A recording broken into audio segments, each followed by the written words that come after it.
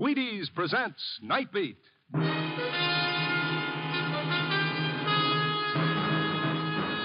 On stage tonight from Hollywood, Night Beat, another in the Wheaties' big parade of exciting half-hour presentations. Night Beat.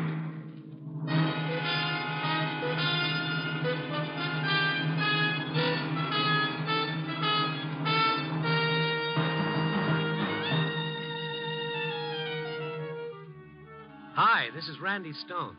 I cover the Night Beat for the Chicago Star. Stories begin in many different ways. This one began with a strange little man who claimed a most remarkable power. The power to kill with his mind. Night Beat, starring Frank Lovejoy as Randy Stone.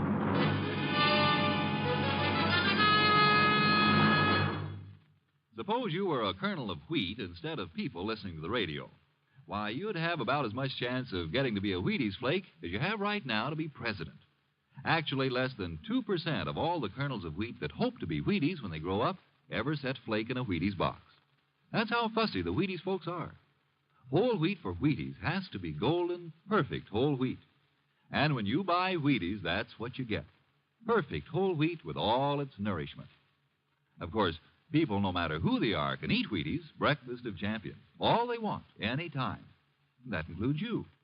Have some. Tell your grocer we sent you.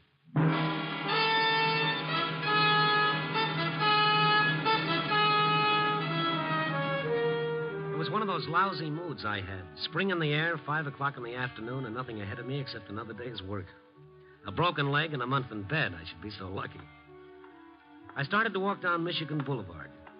By the time I reached the art museum, I hated the whole world. Everybody was going home, and I was going to work. So, like a school kid playing hooky, I turned into a patch of grass landscaping the museum, and I sat down on a bench. At the other end of the bench was a little old guy. He was thin as Melba toast, and he was staring at a pigeon perched on the fountain. I was beginning to feel persecuted, like I was the only one in the whole wide city who had to go to work. In a nice, lazy kind of way, I was beginning to wish I was dead. I wish you were dead. At first, I didn't know where the voice came from. There was no one in back of me. There was no one around except the little guy at the other end of the bench. There. I did it again. You know, that's not a very nice thing to say to somebody you don't even know. Oh, I'm sorry. I didn't think you hurt me. Oh, certainly I heard you. Why would you wish a thing like that on me? Oh, but I didn't mean you. Not at all. Because if I did, you would now be dead. You mean I would be dead? It's terrible. Just terrible. Well, if it wasn't me who just said that, too, then who was it? The pigeon. Pigeon? The one that was on the fountain. I see. And what happened to the pigeon? He died. The pigeon died? Oh, yes. It'll happen every time. I'll get the bird and show you. Yes, it's dead, all right. You see? Perfectly dead. Oh, now look, Mr. Fettle is my name. Yeah, Stone is mine. Randy Stone, and I guess I'll be running along. Oh, I thought perhaps you could help me, Mr. Stone. You look like the kind of person who would understand. Yeah. I'm the harmless type that's always walking into a confession. Well, you see, it's something I can't tell to just anyone. Yeah, well, some other time. I'll be seeing you. Oh, that's the way it is. Everybody's interested in only themselves. Well, get rid of that bird. It's not very pleasant sitting next to someone holding a dead thing in his hands. Oh, of course. If I put it over there under the bush, would you listen to me? Maybe if I talked about it, it might help. You're not a policeman, are you? Oh, no. I'm a newspaperman. Oh, that's good. Yeah, get rid of the bird. And then you'll listen to me? Yeah, I'll listen to you. Oh, that's very good of you, Mr. Stone. I'll just put it down over here. He was a cute little old guy who didn't seem to fit into a world of aeroplanes and the Geiger count. He was still wearing a white celluloid collar and a tarnished diamond stick pin and a black tie. He was as clean as grandmother's old lace and just as faded. His white hair bulged from an old fedora hat, and his eyebrows looked like the prank of a makeup artist. They were untouched by age, and they were strawberry red. I was already feeling sorry for him, and I knew if I could, I was going to help him. He put the bird under the bush, and then he looked down at it and sighed. I didn't mean to do it. Sure, I understand. Now, what's bothering you?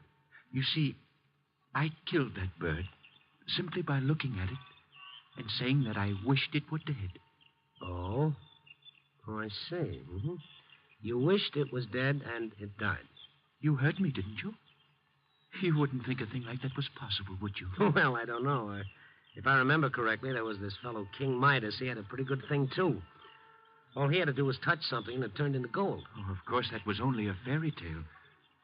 You're not poking fun at me, Mr. Stone.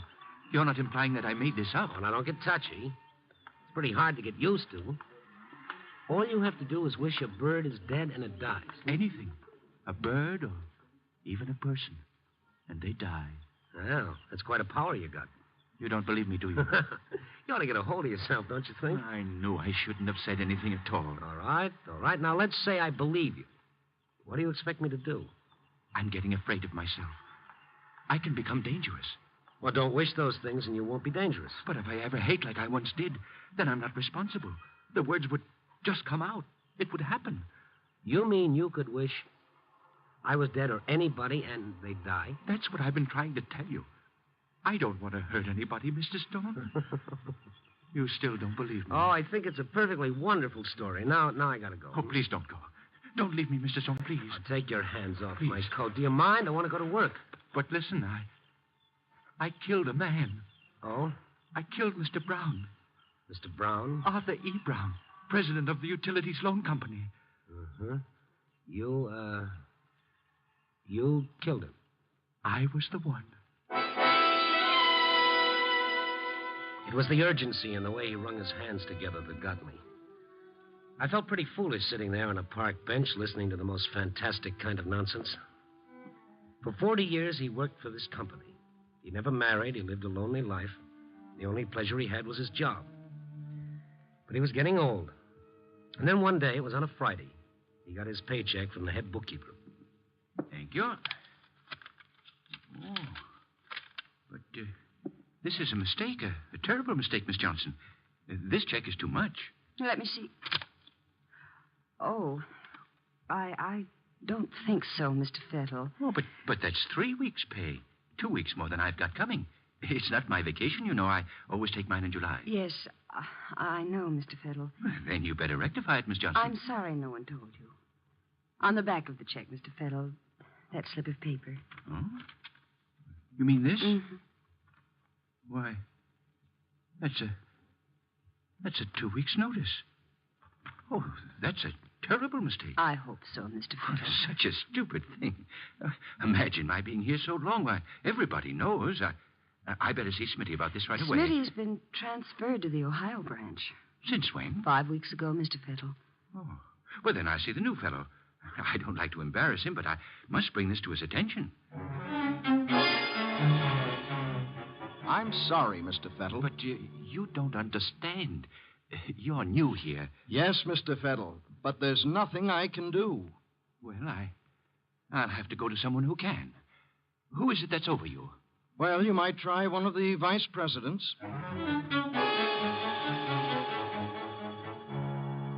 Of course, Mr. Fettle, you realize I had no idea. Why don't you see the treasurer? I'm really quite sorry, Mr. Fettle, but really, it's out of my hands. I see.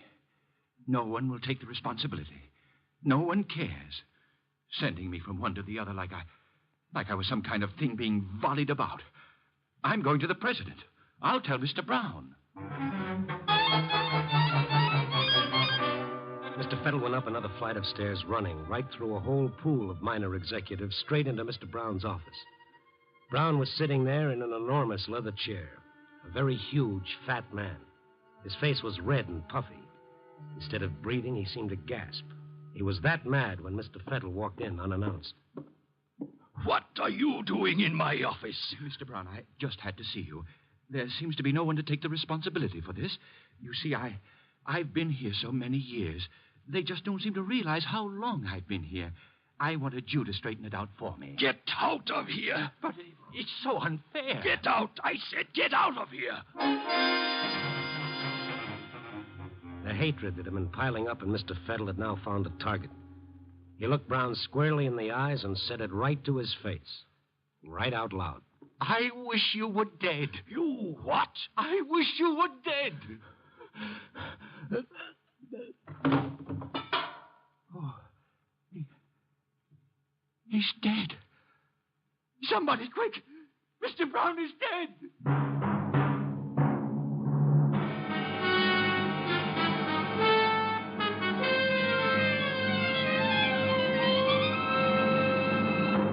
General Mills is bringing you Night Beat, starring Frank Lovejoy as Randy Stone. We know a youngster who asks the kind of questions you have to put the paper down to answer.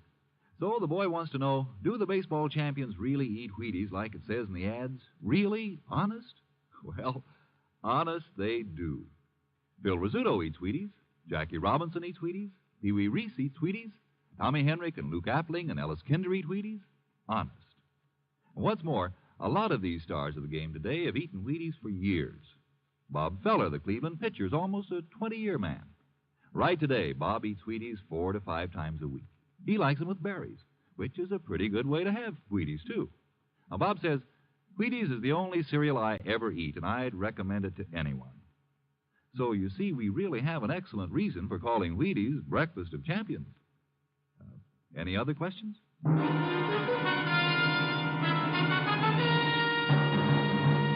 And now, back to Night Beat and Randy Stone. Sure, we've all thought about the idea at some time or other in our lives. That we could look at another person and wish he were dead, and bingo, it would happen. But then we all grew up, and we forgot about it. But here was this little old guy, Mr. Fettle, who not only believed this phenomenon about himself, but was determined to prove it to me. That's what I get for stopping on a park bench when I should have been on my way to the paper. So you see, Mr. Stone, that's how it all started that day in the office. Well, don't worry about it, Mr. Fettle. Coincidence. Oh, I wish you were right. But what about the flies? I'll bite. What about them? I'd hold them in my hand and say it. And then they'd stop buzzing and keep real still. Dead. Oh, you're taking yourself too seriously. Stop squeezing flies to death and stop telling yourself you're Superman. But what about the bird? It was perched on the fountain. I wasn't even near him. And I looked at him, and I said it. And then, just like that, it fell to the ground. Dead. Mm-hmm. First, it's Mr. Brown, then it's squeezing the flies, and finally the pigeon. Oh, go on home, Mr. Fettle. Go on home before I begin wishing you were dead. I knew I shouldn't have told you. Now I don't know where to turn. I've got the strangest feeling, a terrible need to test everything. Just to go around wishing things were dead. I'm sorry I took up your time, Mr. Stone. What's that? Hey, Wait a minute, Mr. Fettle. That kid over there. Hey, Jerry, over here. I found it. Uh-huh. See that boy with the BB gun? See him? How's that? If I can prove you didn't kill that bird, will you go home and forget about the whole thing? Those boys they're picking up the bird. They shouldn't do that. Hey, kid. What are you doing with the BB gun? Nothing. You shot that bird, didn't you? It was an accident. Honest, mister. We didn't mean nothing. Come here now. Bring it over here. Run, Jerry, run. He's going to get us in the... Hey, come here. I'm not going to do anything. Come here. Well, they're gone, and they took the bird. But now you know, Mr. Fettle, it wasn't you. The kid did it with the BB gun, okay? You mean they thought they did it? I see. Okay, so you want to believe you did. It makes you feel important, doesn't it? Important? Yeah, it gives you a feeling of power, doesn't it? Oh, no, Mr. Stone. I feel like a murderer. Well, if you feel that way, why don't you turn yourself into the police? I've thought of that. But I'm not a stupid man. They'd either laugh at me or put me in an institution. And I'm not insane, Mr. Stone. Yeah, well, I'd like to help you, but I don't know what I can do to convince you. I can't sleep. I haven't eaten. And I'm in no condition to look for work. Oh, look, Mr. Fettle, we're going to put a stop to this nonsense right now. It's getting late. I got to go to work. Before I go, I'm going to settle this once and for all. Oh, anything you did, I'd appreciate. All right. Now, here I am sitting right next to you, right? Yes. All right. And now I'm standing up. See, I'm healthy. Nothing wrong with me, right? Well, of course. Now look at me. Well, I don't think I understand. Just keep looking at me. Well? All right, go ahead now. Wish that I was dead.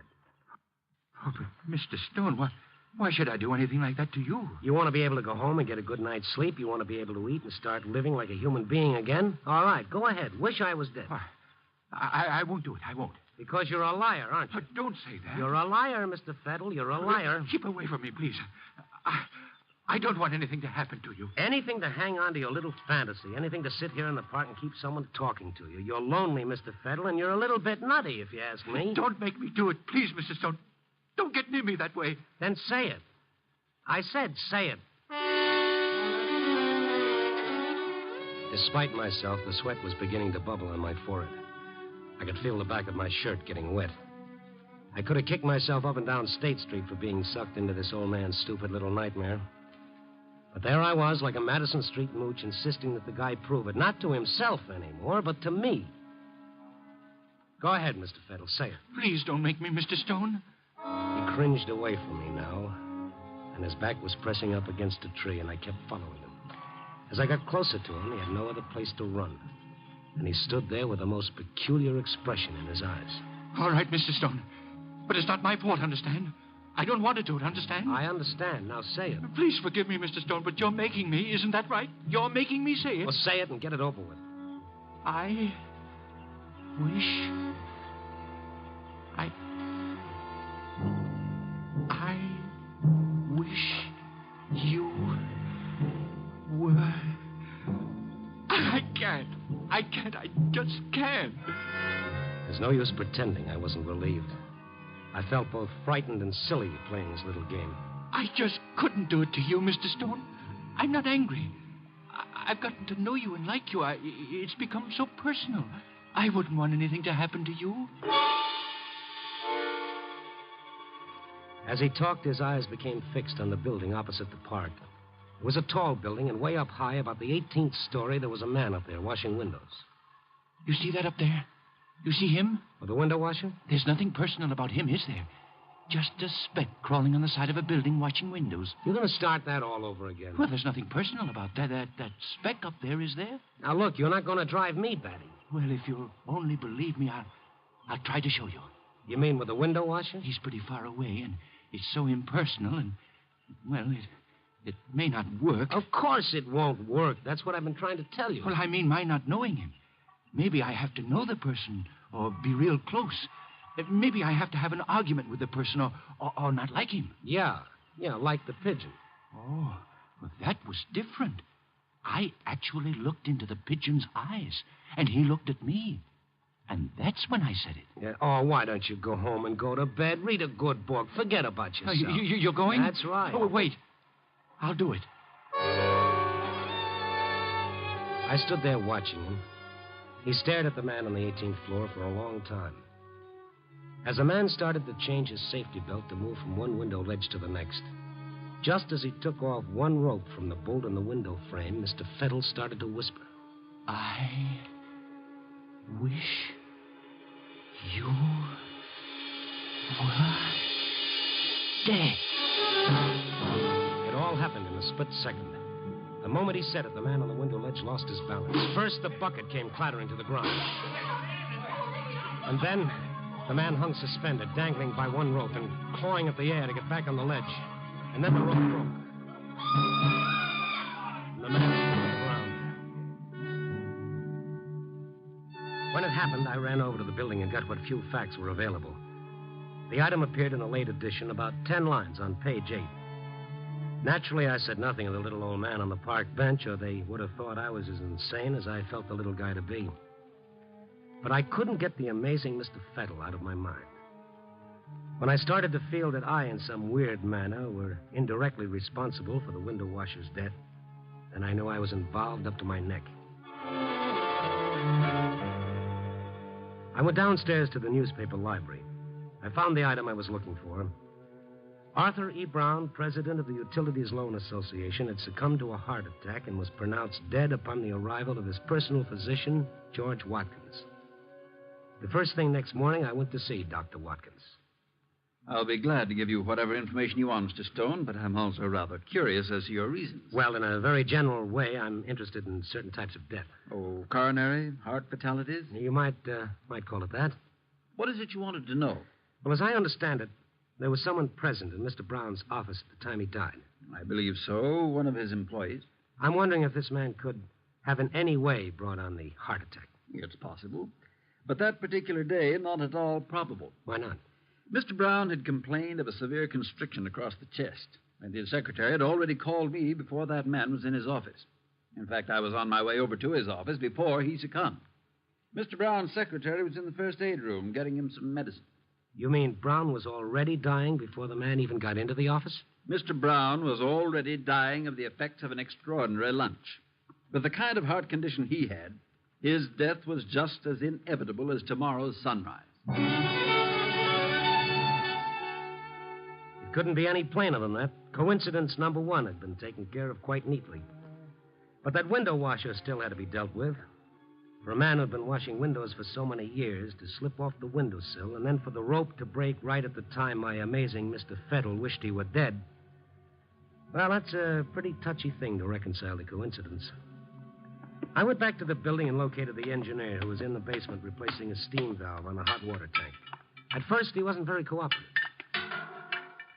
I suppose you're another insurance man who wants to know more about why we don't have safety measures for our window washers. No. I just happened to be a newspaper man who was sitting in the park when it happened.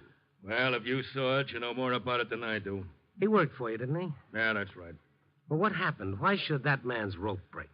I'm tired of answering questions. That's all I've been doing is asking questions. Well, look, mister, I'm not here to make trouble for you. I don't want to give you any bad publicity. I want to know why it happened, but, of course, if you don't want to tell me, then I've got to believe that the building was responsible. If I warned him once, I warned him 100 times. His equipment was rotted through. I told him he couldn't go to work on my building unless he bought new ropes. He was pretty sore, but he went home. At least I thought he went home. What happened was he got lost in one of the bars on Clark Street, and when he was good and drunk, he came back. Without me knowing it, he went to work. He was drunk, that's what he was. It was nobody's fault but his own. If it wasn't for the fact that somebody else had suffered, the whole thing would have been funny. It was the most ironic joke that coincidence could play. On a pathetic old man who thought he had some kind of strange power, and on me, a sucker for anybody's story if they insist they've got one. I got Mr. Fettle's address from Miss Johnson at the place he used to work and went over to see him. He lived in an old boarding house. His landlady was a nice old gray-haired woman that was as interested in knowing where he could be found as I was. He hasn't been home since yesterday. And that's not like him. 15 years he's lived here. And he never spent a night away from home. But does he have any relatives or friends that he could have gone to? Not a soul, sir. The loneliest man I ever knew. But the nicest. Why, he just wouldn't hurt a soul. Well, I've got to find him. Oh, but something's wrong, isn't there? No. I've got a pretty important message for him, and it'll make things a lot easier on him when I tell him. I see. Can't you tell me? No, it's rather personal. Here's my number, though. You can reach me at the office. No matter what time he gets in, if you have any regard for him at all, please call me. I certainly will, sir. And nobody has better regard for him than I have. You know, he's been getting awful thin lately. Yes, you'd think a man wouldn't starve himself just because he was out of work. Now, would you, sir? Well, you call me. It'll be a lot different after I talk to him. I went to the office by way of Bughouse Square. I inquired here and there about an old gent with the white hair and the strawberry-colored eyebrows. They knew who he was, all right, but they hadn't seen him. I was getting worried about him. A nice little guy somewhere in the city running away from himself, thinking he was a dangerous killer. When I got to the office, there were no messages. I put my feet on the desk and I waited. And I started to do my column with coincidence playing the villain. I got halfway through, put my feet back on the desk, and dozed off. 2 o'clock in the morning, the phone rang.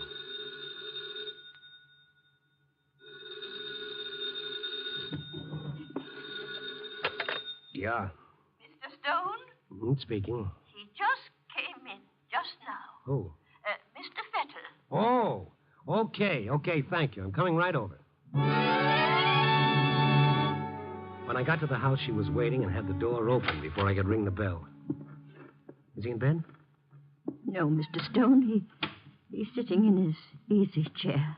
His room upstairs? It's no use going up there, Mr. Stone. Well, what's wrong? Well, as soon as I called you, I put some soup on the stove. You see, I wanted him to have something hot to eat. I knocked on his door, but, well, he didn't answer. I opened it, and he was sitting in the easy chair. Before I got to him, his eyes went up at the ceiling. Then they closed, and his head rolled on his chest. He was dead. I can't understand it. He wasn't sick. He was unhappy, but he wasn't sick. It doesn't make much difference now what he was. Poor soul. That's all that happened? Just what you told me? He didn't say anything? Well, he mumbled something, but it's not worth repeating. What? I want to know. Some sort of foolishness, Mr. Stone. Well, tell me. I've got to know. I'm sure I heard it wrong. Well, what was it that he said? Well, as his eyes were on the ceiling, it seemed to me... Now, sir, I can be wrong, you know, but it seemed to me that he said, "I wish I was dead."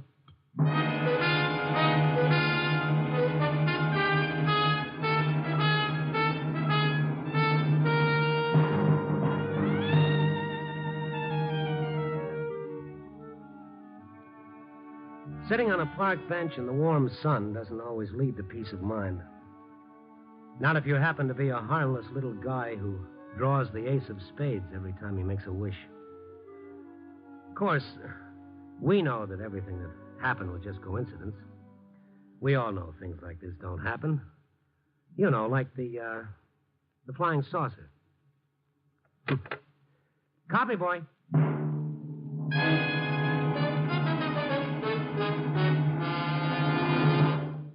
You are listening to Night Beat on the Wheaties Big Parade. It's always nice if you like your work, which is why we feel we're pretty lucky to be in the Wheaties business. We love Wheaties, and we love people. We know that these little golden flakes of 100% whole wheat are good for people. So what could be more pleasant work than getting people and Wheaties together just as often as we can? Your grocer knows about Wheaties and people. See him, why don't you?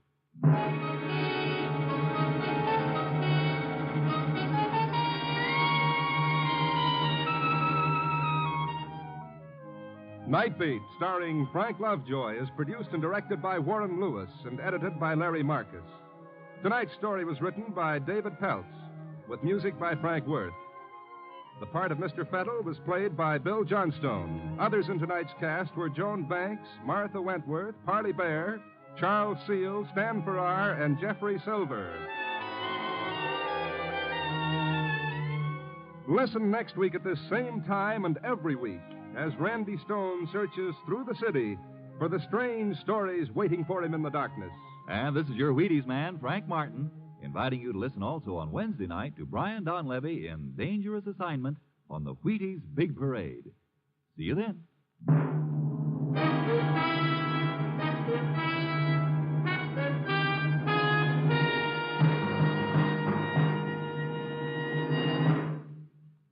Going to bake a pie sometime soon? Make it with Crust Quick, the Betty Crocker pie crust mix. You know, it's a tender, flaky crust that's at the bottom of every delicious pie, sure as you use Crust Quick. And so easy. Just add water to Crust Quick. And what pie crust? Tender crust, tasty crust, rich, short, lovely crust, just like Betty Crocker makes. And you can make it. Just add water to Crust Quick. Crust Quick, the Betty Crocker pie crust mix.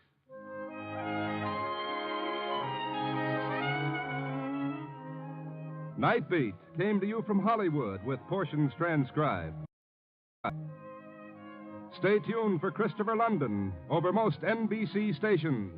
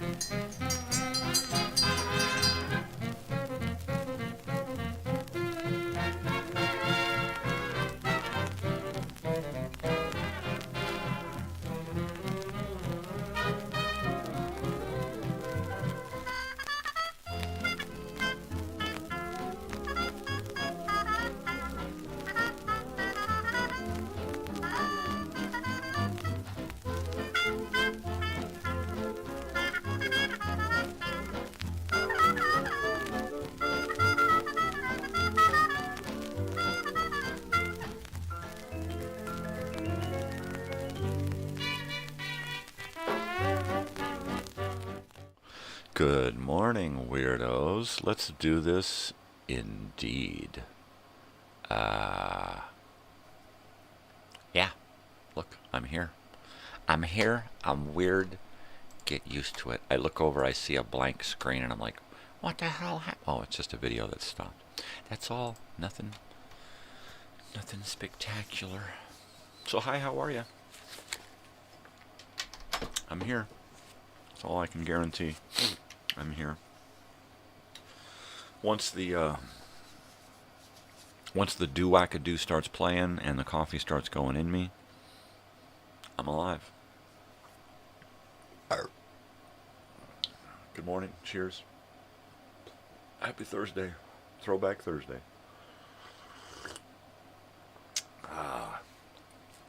Did he say throw up Thursday? Yeah, that's what I said. Yeah, you just don't pay attention. What am I supposed to do? Jeez, you're always talking crazy stuff. Yep, it's me. Crazy stuff talker. I feel like grabbing my book and doing some reading this morning. I was reading last night, and I barely got through 2 pages, and I was just like... Finally, it was like, okay, I opened my eyes wide enough to finish a part. I was like, okay, here's a break. I'll get to that break.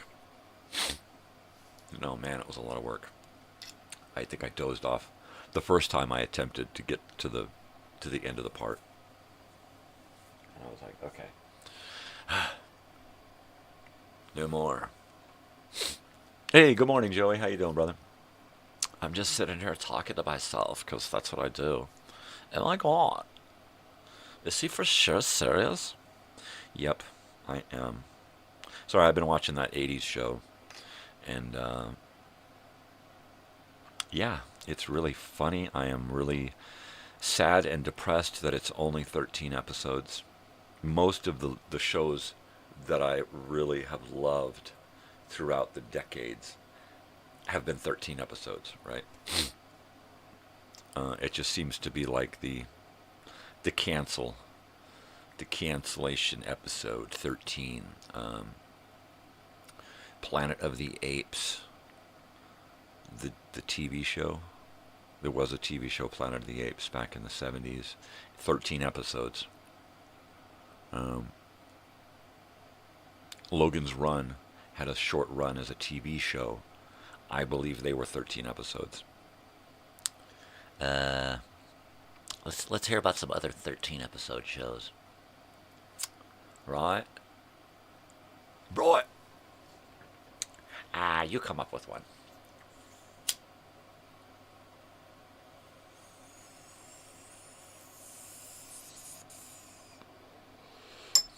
Oh yeah, dear, for sure. So I'm sitting here last night. My wife and daughter get home. My wife went to pick up our daughter from her ride back and forth to campus, right? So they get back, and just before they had gotten back, the TV, I had a movie on, and the TV just went kaput. Said the internet connection had failed, right? So I look at my laptops, and I'm like, oh yeah, shit, we got no internet. And, which was not a surprise. That happens all the time. Fucking Spectrum. So, I'm sitting here playing Minecraft, right? And, well, it's not really like a game, you know, like, you really have to work at it. So I was working on Minecraft, so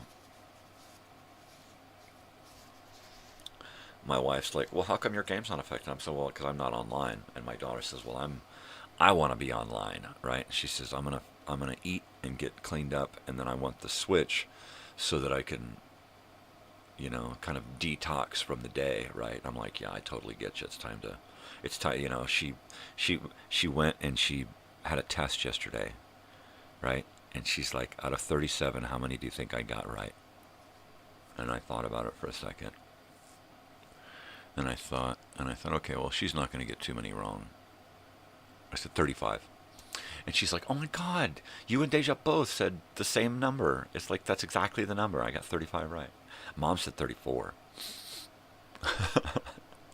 Right? So it's like she wants to go and play her game, and then she's like, we have no internet, and she's out of data on her phone, right? Because she uses her phone as a hotspot a lot when she's working mobile. So it's like here, take my phone. I never use this phone anymore. I used to use it a lot. I used to use the phone a lot when it was the other phone, and I had Netflix and YouTube and stuff. I would be out and using it and stuff. And this one, I never use data on this Apple, this iPhone. So it's got like gigs.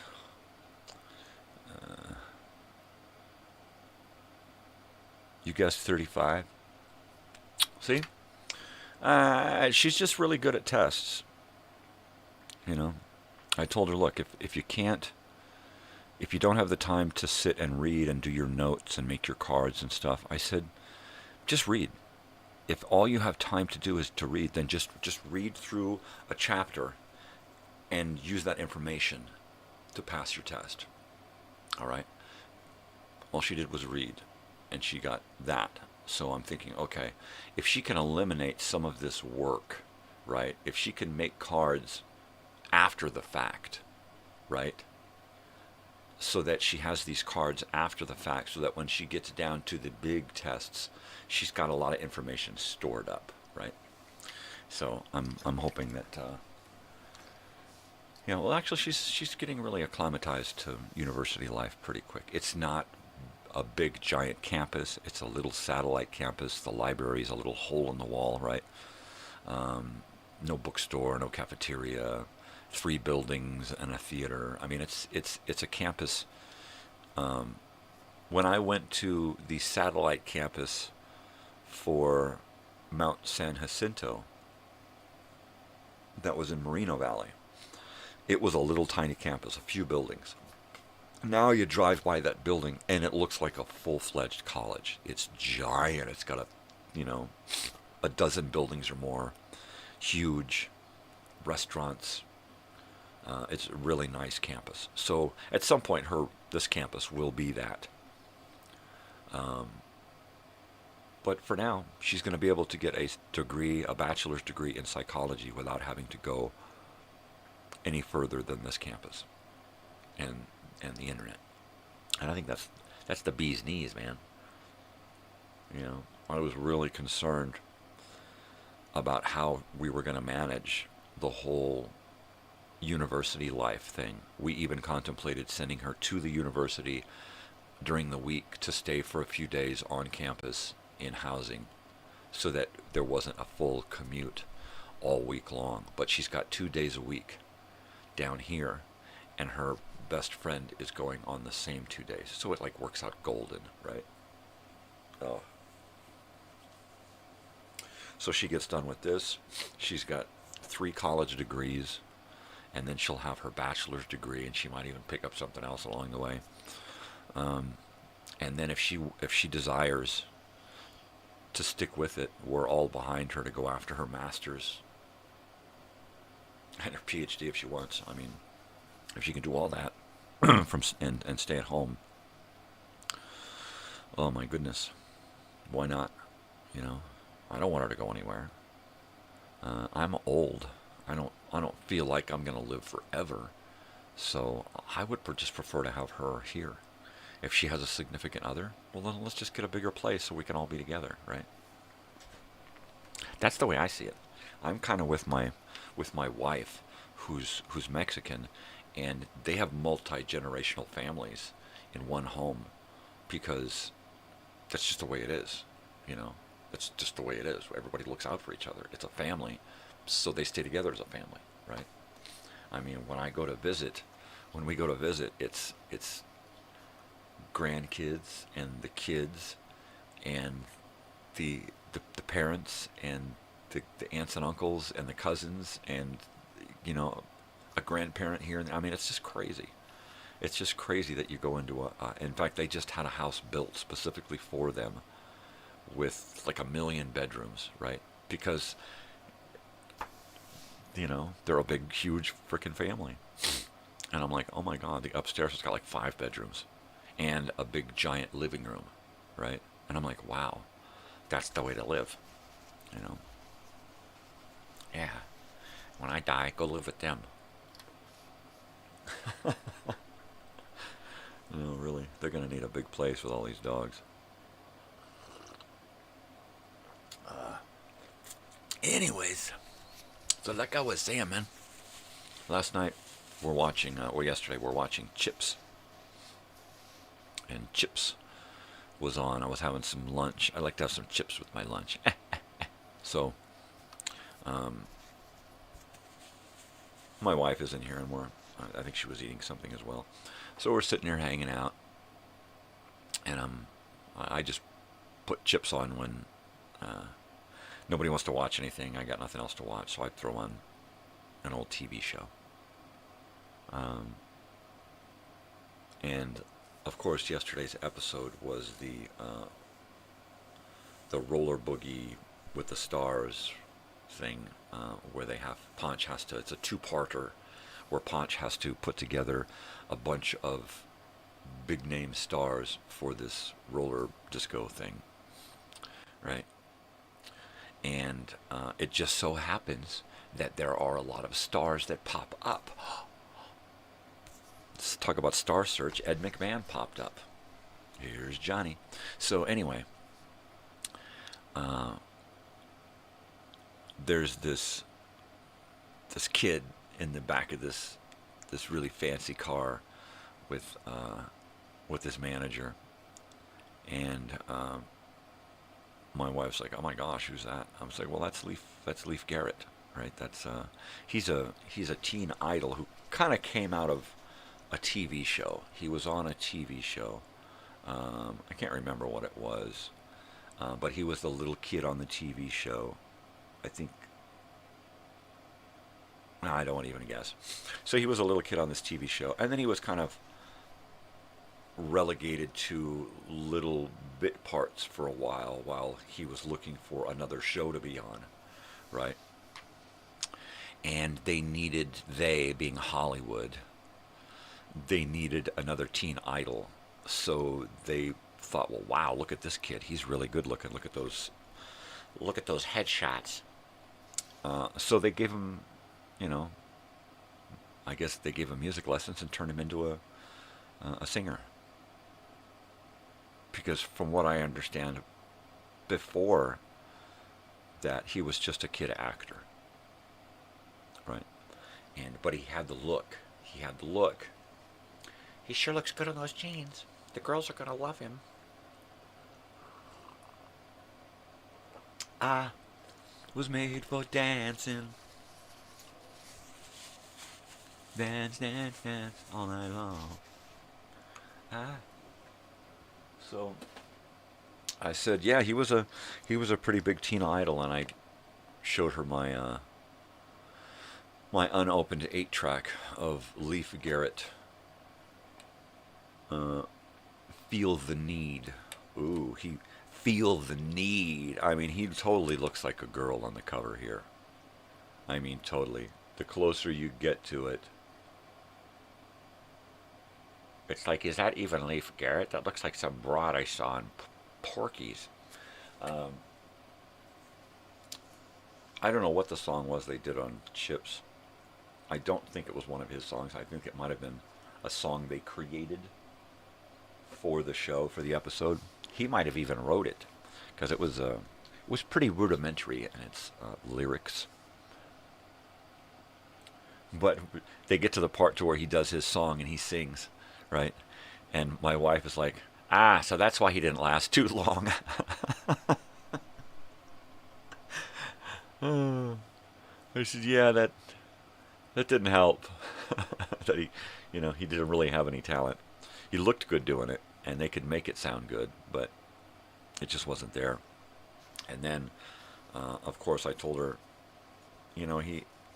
his real downfall was when he was a young adult, and he was doped up and had a car accident and either killed or injured one of his best friends, right? And that destroyed him. So that, right, that kind of took him out of the Hollywood thing. It took him a while to come back. He came back. I remember seeing him in, like, Dickie Roberts. He popped up in Dickie Roberts. Like, whoa, check it out. It's Leif Garrett playing Leif Garrett, you know? And, yeah. And then he had a few things here and there, mainly playing himself or, you know, similar. Well, man. Look at that. That profile.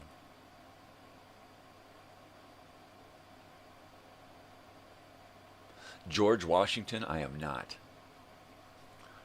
But I got a good profile there. Right? I like this little bit of hair that comes down here and down there. I like this little thing. Oh, I keep going the wrong way, right? Yeah, right there. Well, enough about me. Jeez. That's all he does, talk about him. That's all he does. Jeez. What am I supposed to do? Talk about you? That would be rude. That would be rude. Hello. My God, he keeps talking about me. Go back to talking about yourself.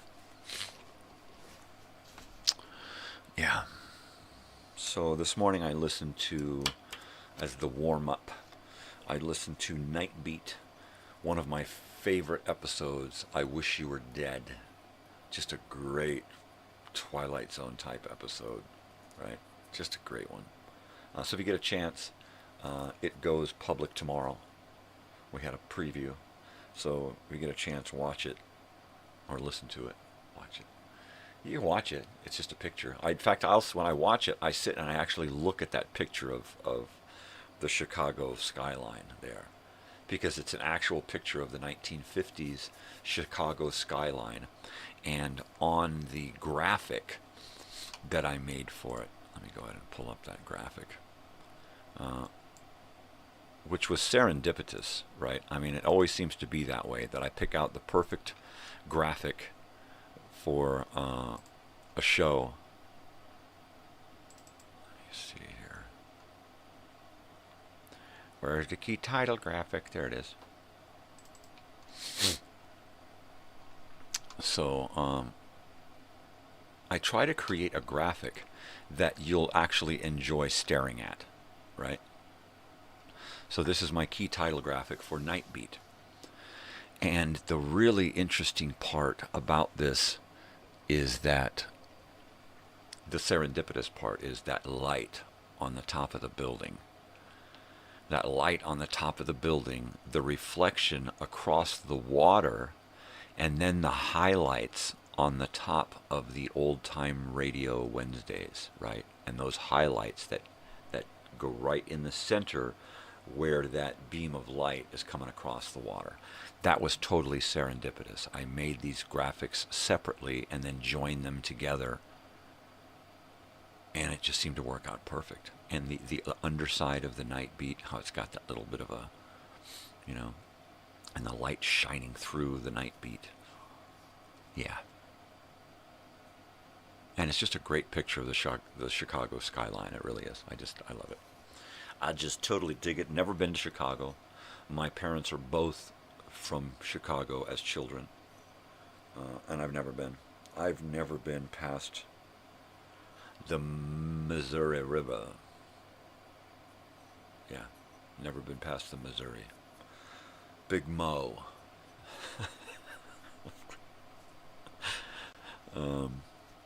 So yeah. But Joey's been around. Joey's been traveling. He's been all over the place. Yeah. I'd love to do some traveling. I'd love to, you know, just fill that van up and just drive it until it's empty and fill it up again and just keep going and just keep going and just keep going. Like, okay, I'm going to drive as far as I can drive, you know, in one day, and wherever we wind up, that's where we're staying for the night, and we're going to explore that place tomorrow. That's it. That's what I want to do. You know, okay, we got a week. Okay, let's do that, and then we'll drive another place, kind of in a roundabout way, go to another place, so that after about a week we wind up back at home. But we've explored like 4 places along the way. Gosh, I'd love that.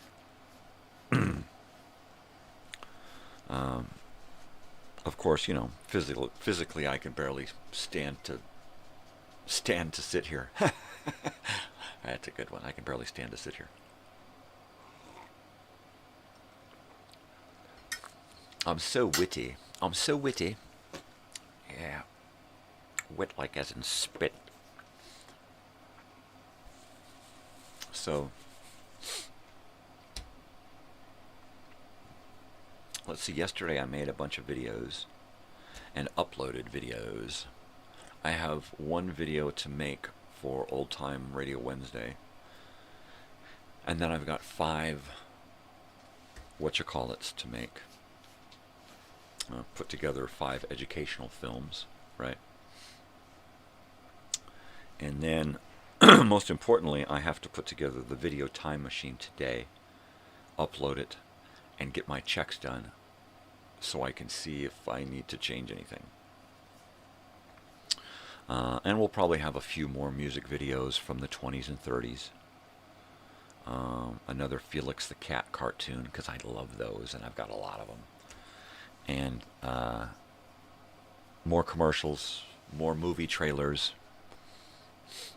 I'll try to dig up an interview of somebody somewhere along the way, having to do with, you know, one of the actors or something in the. I'm trying to tie everything together. Like I use 20s and 30s, like the 20s Felix the Cat cartoons, because Nighttime Nonsense and Nostalgia is set. The show is steeped in old-timey goodness. And then, of course, Ruth Etting and Helen Kane and Eddie Cantor and that kind of stuff. Same era. And then, of course, I'm bringing you all of the 20s and 30s from my era, the 70s and 80s. So from my era, we see the movie trailers and the commercials and the little bits and bobbles here and there.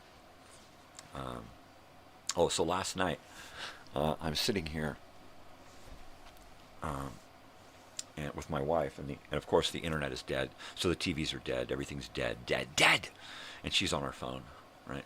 And I'm like, well, gosh, lucky you. My daughter just took my phone. So I'm like, okay, well, I'm going to bring up something on my laptop. And she says, don't you need the internet? And I said, no, because I got movies saved on my computer. And she's like, oh. So I Bluetooth my computer to the stereo, and I turn my monitor in here into a TV with my computer running into it, right? So now I've got sound here and a picture here, and my wife is sitting here next to me. So we're just, you know, I move the mic out of the way, and we're watching TV.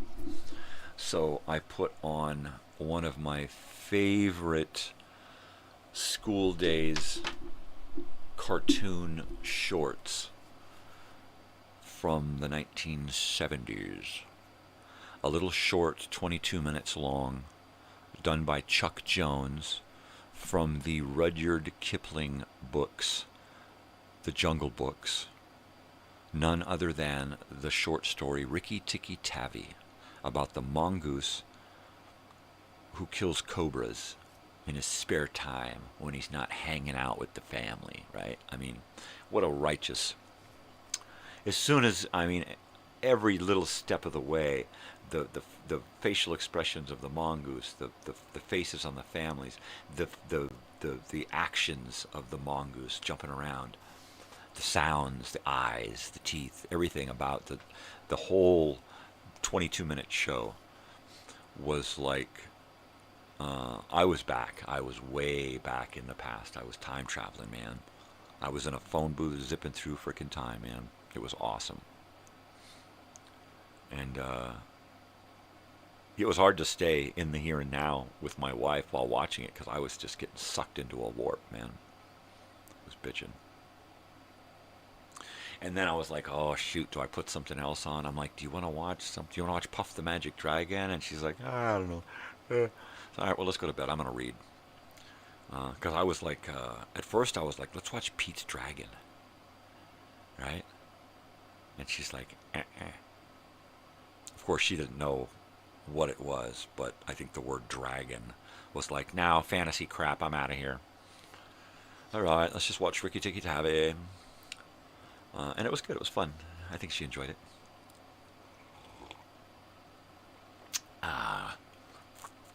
So, if you get a chance, find Ricky Tikki Tavi. Yep. Good. It's good. I could try to upload it onto my channel, but there's a good chance somebody's going to come along later and hit me with a copyright, and that's not going to be good. It's one thing if it happens before it gets uploaded. It's like, it doesn't affect your channel. Make a decision now. But, man, after it's been there a few days or a week or something, somebody comes along and says, you can't do that, man. I'm going to punish you. And then I'm screwed. Happens a couple of times, and I'm just yanked off of YouTube, right? So I can't really risk it. The old-time radio shit, the educational movies, nobody cares about that shit anymore. You know, even if it says there's no copyright on it, sometimes I just won't risk it. You know? I'll have to find links to things and post them. Good old the tuber, the tube, the YouTube, the boob tube. You can find a lot of stuff. You can find a lot of stuff on YouTube. You can find a lot of my radio shows on YouTube. With everything that I have, all of my live stuff and all of my original content, which isn't much, and then all of these borrowed content things, radio shows and movies and stuff.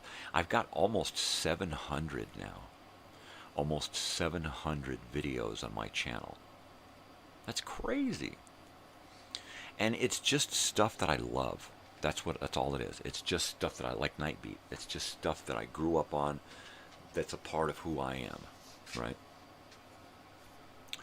So that's why it's here.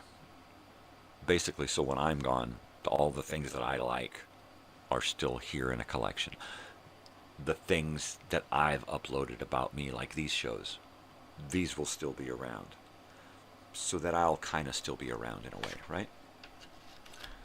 Some people plan for their future in other ways. And some of us plan for a future that we're not going to be here for. Because we all get there. Whether we want to admit it or not. A lot of people think they're going to live forever. You know. Here or in heaven or whatever. And that's, you know, that's fine. But you got to build your monuments here. You got to build something now. So that when you're gone, you're not gone. Because what happens when someone dies, after 1 or 2 generations, they're forgotten about, right? Like, I don't even know anything about my great-grandparents. I know little about my grandparents. I know, you know, what I know growing up about my parents. Who knows anything about me, right? So that's the thing, you know. Saving yourself and stashing yourself away, right? So that later somebody can come along and dig up, wow, look, this guy, he's got all kinds of crap. My God. I could watch his show for years and never watch the same thing. It's crap, but it's real. Hi, you want to go outside? You want to go outside? Let me put my coffee in the nuker here.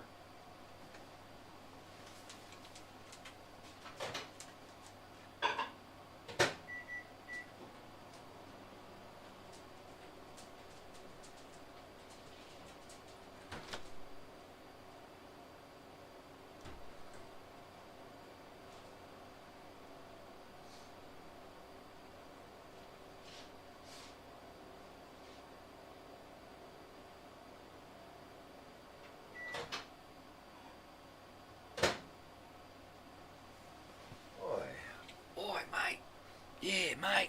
Oi. Oi. Oh. Well, coffee's hot. I am not.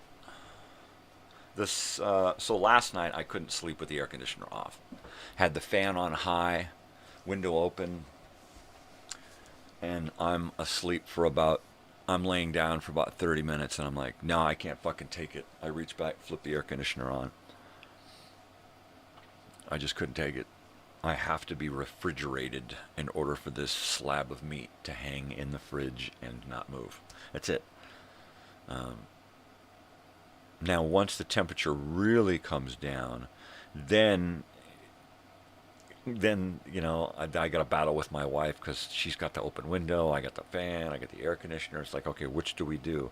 Because I'll go through winter cranking that air conditioner on, right? First of all, I have to have some kind of noise going on.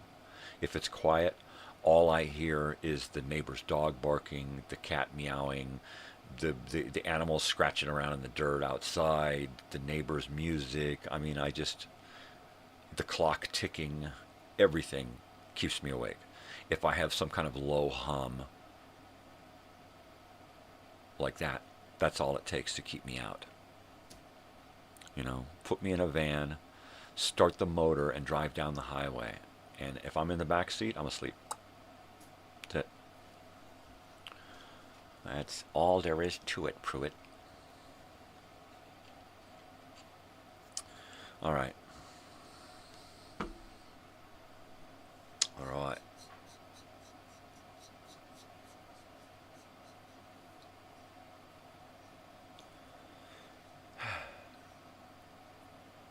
Yeah, I don't know. If things weren't so slow, work-wise, I'd probably get that van worked on and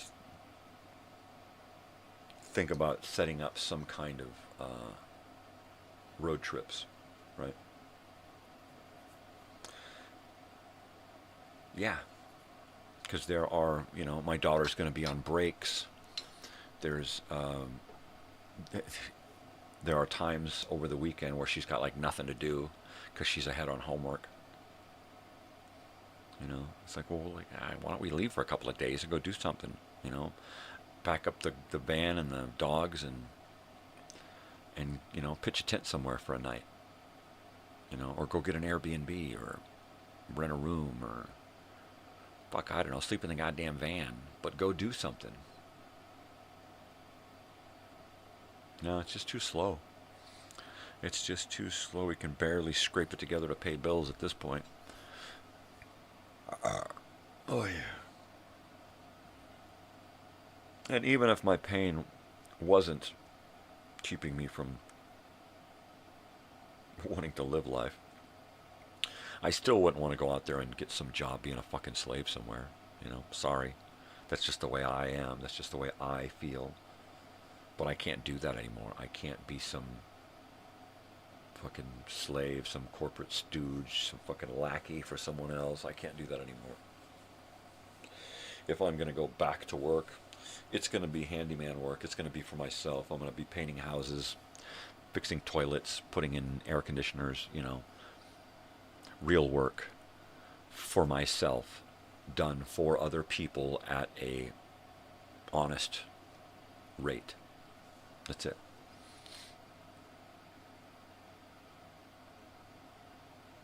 The handyman around here, they can't compete with me because I don't have, I got a 2-hour minimum, right? And an hourly rate. But my hourly is way less than these guys. And I don't adhere to strict, you got to pay this much, If I'm at a job for 4 hours and I quoted them an hour or 2 hours or something, they're probably going to pay less than the hour or 2 hours that I quoted them. I'm just not into raping people, right? I'm into doing good work, into making people happy. That usually translates into really good money, right? Because I don't go after the money. It usually comes to me, So there are some people who are like, they see that they can manipulate you into a better deal, and so then they do. And so then they keep going after a better and better and better and better deal every time. It's like, well, if I gouged him for this much, maybe I can get get it done, for less. And they just keep, those are the kind of people that I stop working for. People who every single time they want a deal, they don't have enough money, they're a little short, yada, yada, yada. It's like, all right, I'm going to do this for you this time, but you know what? We're done. I can't keep coming over here. You're already getting the best fucking deal in town, and now you're out to rape me? So yeah, if I get back into that kind of work, that'd be the only work. But physically, I mean, I can't even manage to go to the store without coming back and needing a nap and a fucking chiropractor and an injection. Inject me. Yep. Yeah, a hot caffeine injection. Oh, look, here it is. So I went out to the t-shirt place yesterday. I was out and about, so I stopped in and talked to Michelle for about, 30 minutes. And went over everything that I had sent them in via email. And we discussed each design individually. I kind of gave them an idea of the 4 designs out of the 12 that I've come up with, right, for the t-shirts. And I chose 4 that they agreed that were really, really cool, right? And I said, okay, why don't you, now that we've come to 4, why don't you guys decide which 2 we want to go with to start, and then send me the color of the shirt. Send me the shirt color so I can pick out shirts that go with that design and that ink, right? So that's the notes here. That's the next step. Is them finalizing the graphics for 2 of the shirts, getting me 2 shirts printed in samples, 2 more in the wings, ready to go, in mock-up, right? And ready to go as my next sample shirts and my next sell. We've agreed that, okay, look, I'm going to do 100 shirts per design, all right? Out of that 100 shirts, the first shirts to be sold will be to pay for that 100 shirts. And then the balance will be made to order as the orders come in. When we start, after we've paid for that 100 shirts by selling a dozen or 2 dozen shirts, right? Then we're going to move to the next shirt, and we'll bring out the next line of shirts, and we'll do the same thing. We'll sell enough to pay off 100 shirts. So that way, that after that, every shirt that is sold will be the donation money coming in, right? From then on. And then, no more and then.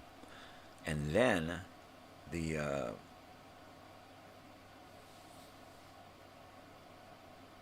shirt designs will just continue. Every shirt design that pops up will be there, and we're going to sell enough shirts from that design to pay for that design, and just keep moving on until we have our 10, 12, 15 designed shirts. Now, I'm assuming that for the entertainment, I'm going to need a few $1,000s, okay? I'm probably going to need in the area of about $5,000 for entertainment, okay? Mainly because I want to hire good music, okay? I do want garage band music. I do want locals. I do want that kind of stuff as the opening, as the pre-show.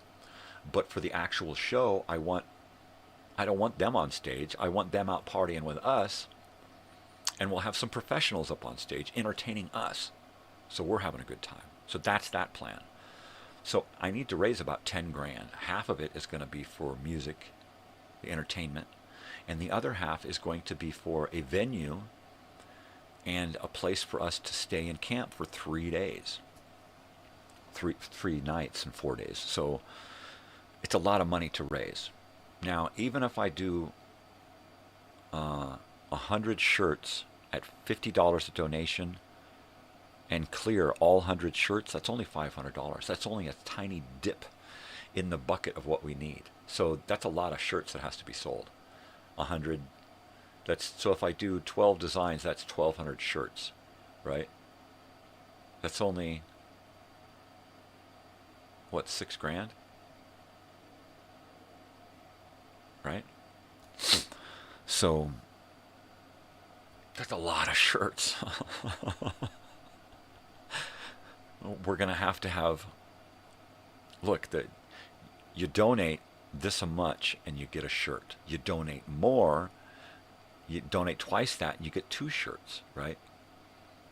Or you can just say, look, I want a shirt, but then here's donation money. Not a lot of people have the ability to just throw donation money out. Yet you see it all the time on GoFundMe pages where people are just throwing money at someone to help some kind of situation. Well, this is one of those situations. It may turn into a GoFundMe where you sign up for the GoFundMe and you donate, and at some point you're recognized as a donator for X amount of dollars and are rewarded with a shirt or a ticket for the show or free camping or something, right? This is all new, and every day that I work at this, I'm working alone, right? I told Michelle at the t-shirt place, I said, I'm sorry to be in here and just blah, blah, blah, blah, blah, but I got no people to talk to about this.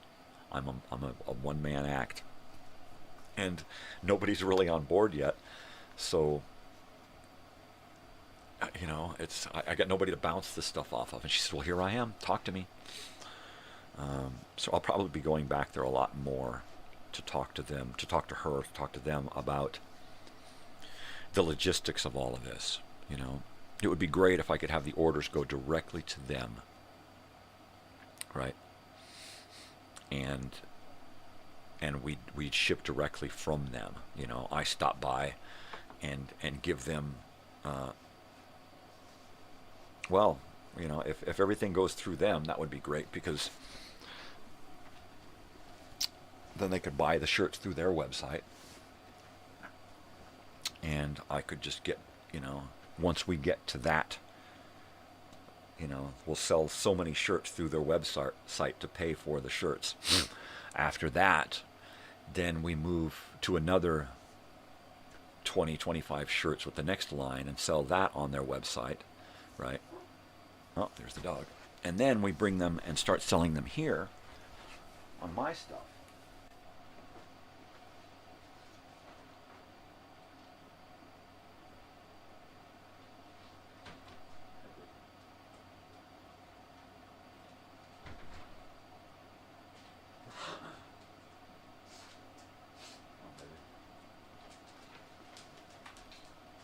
Yeah. So I don't know. This is all new. Trying to do this whole raising money, thousands of dollars I have to raise, and I can't have it financially show up on my stuff because I got a kid at the university on financial aid, and I got medical stuff, and can't risk losing my benefits, and so it's all a big thing. What I need is to get on the I Grew Up in Elsinore as a once-a-week show with the shirts, asking for people's help, asking for people's donations, volunteers, people to go out and scout areas to find us a better venue, to find us, to put together the music, to put together this or that, to collect materials, So I think the best thing I can do at this point, and like I told Michelle, is I need a couple of shirts. If I had a couple of shirts, I could put together a commercial, and I could put together a half-hour show that comes on like every 2 weeks with a new shirt. right? I think that would be perfect. Every 2 weeks, I come out with a new show, a new shirt, an updated commercial, and that commercial I share to my groups and my page and YouTube, and share with other people and have them share it around. Look, whoever you've invited, send this commercial to, all right? Because even if they don't want to come, but if they support us, buy a shirt. Donate and get a shirt.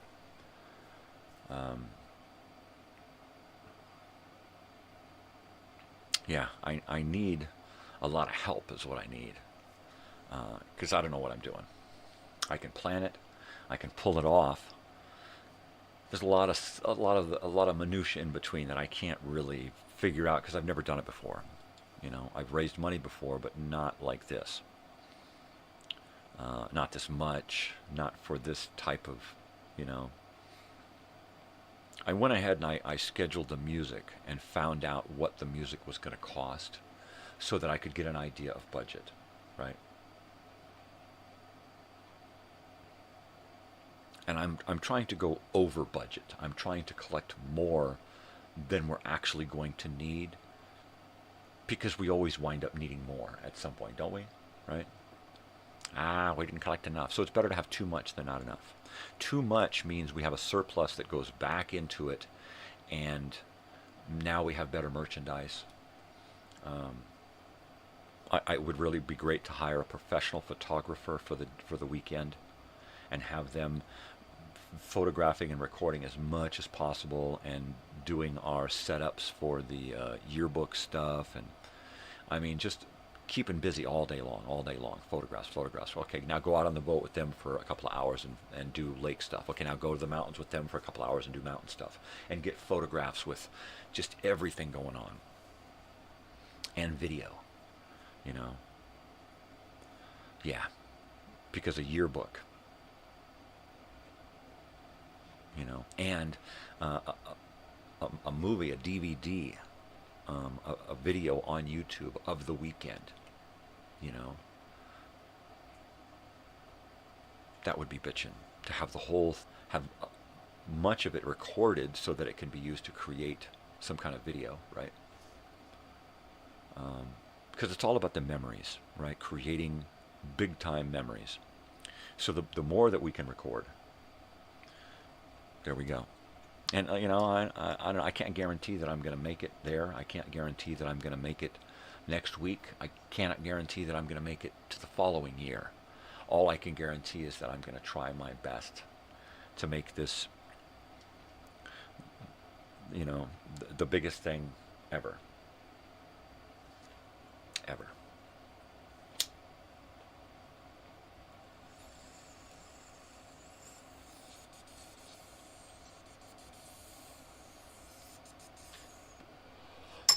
Oh, the t-shirt people. Michelle said they'll probably come. She's got a friend there.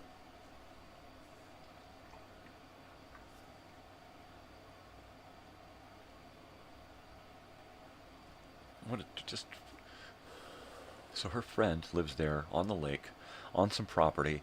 There's an open field on the way down to the lake that they have access to. There's a connection there. I might have to talk to Michelle about her friend and find out what kind of place they actually have and what's the deal. What's the deal, right?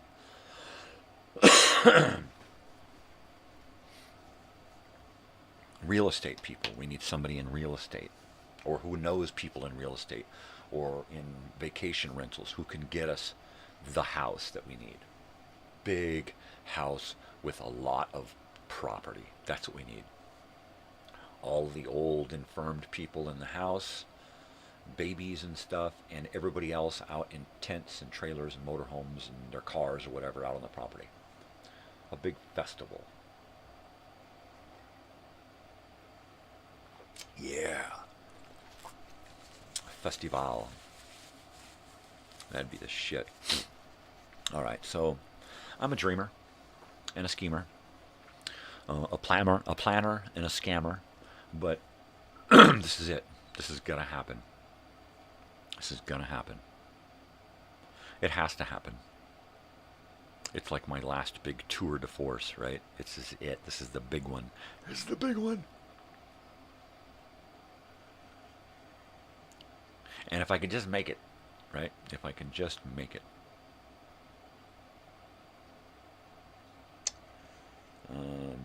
Hopefully I'll have new teeth by then.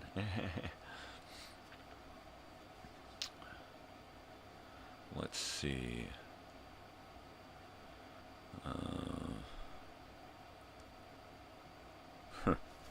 Huh. Huh. Huh. Yeah.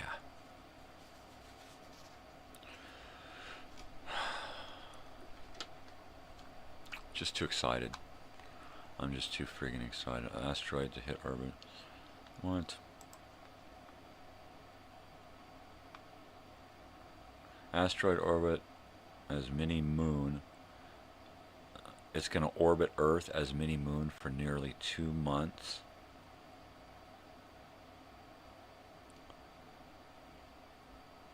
Orbit the Earth. Now, when does that happen? Right? When does that ever happen? Right? An asteroid comes into our planet and it doesn't hit us, it doesn't fly by, but it decides to stop and circle around us for 2 months. And then what? It's going to take off again? Or is it going to circle around and then crash into the Earth? But when does that fucking happen, right? That's bullshit. That's an alien craft. That's what it is. We got alien visitors. The governments know about it. And they're going to pretend that it's a fucking asteroid. And it's a goddamn mothership here to suck up water and take people away as fucking food. Right? I'm just telling you the truth, man. If you can't handle the truth, you can't handle the truth. You know, close your ears and go, because that's all it is, man. That's all it is. You can't handle the truth, man. No siree, bubbaroony.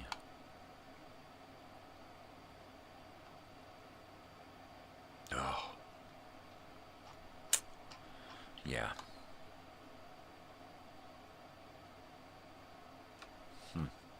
So, let's see, what was I going to do here? Fuck it.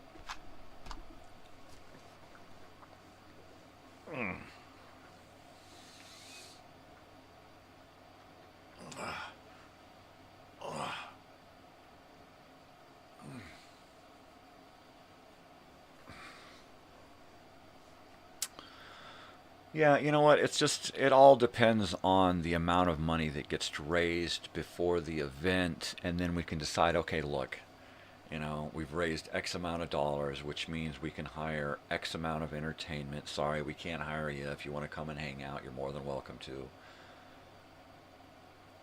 And it'll be like that. And it's like, all right, well, there's a couple of dozen of us, plus a couple of dozen friends or family, right? And that'll be fine. You know, the more the merrier, the few the merrier. It doesn't matter. You know, what matters is that we get together. And that we can get together without having to put out a bunch of money because we've raised the money to create this thing.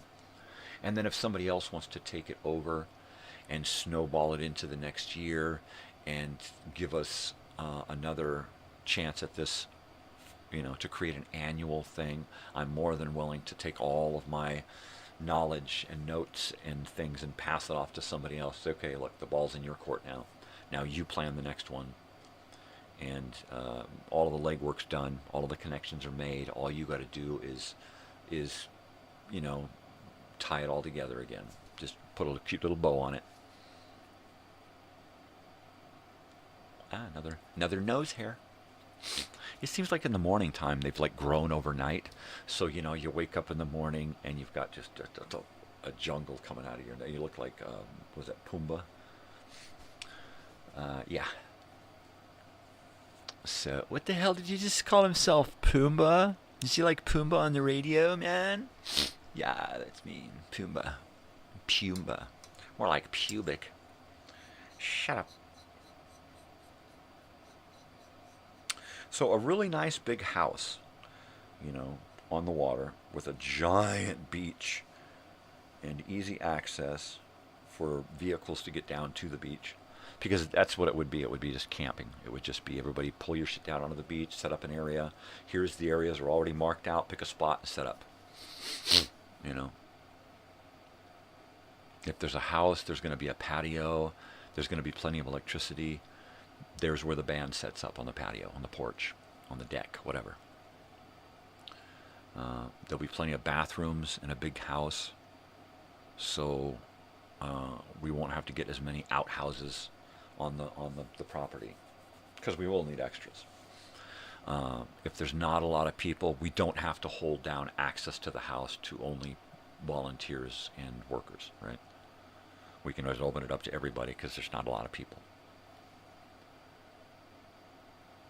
If we wind up just camping, so be it. You know, set up a shitload of tents and RVs and shit. I'm totally cool with that. In fact, I'd prefer to camp in a tent. If we get a big giant house, yeah, I'll take a room in the Airbnb. But if we're going to be out, yeah, you know, a tent, canopy, my van, yeah, that's the way to go, man.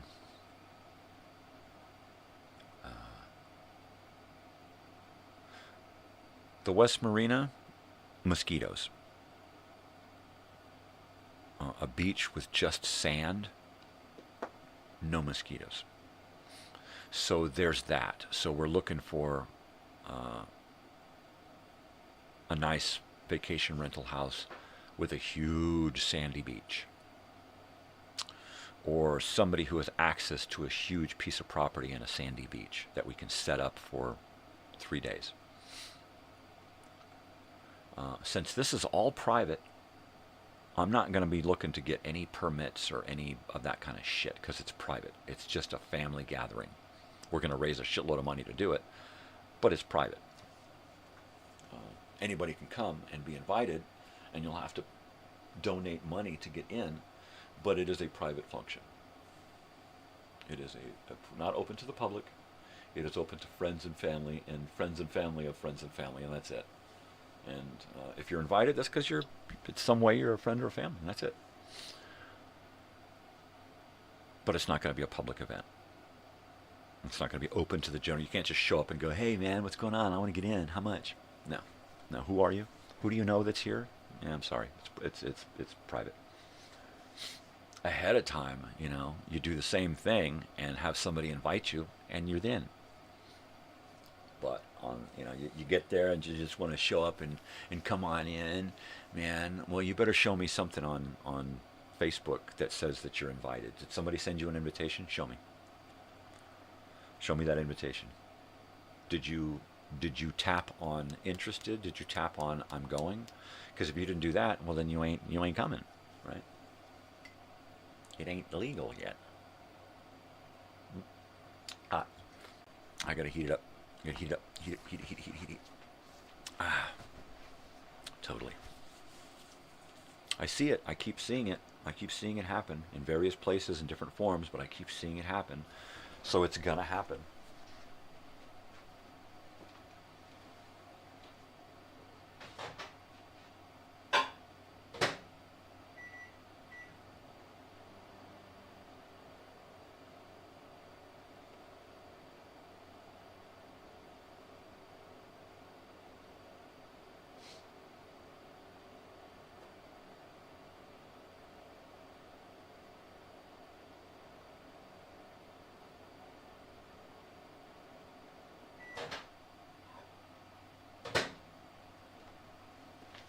Yeah, it's going to happen, whether I make it or not.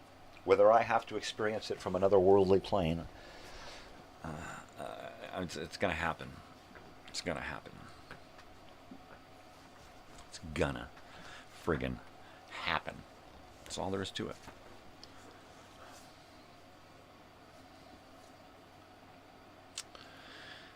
Yeah.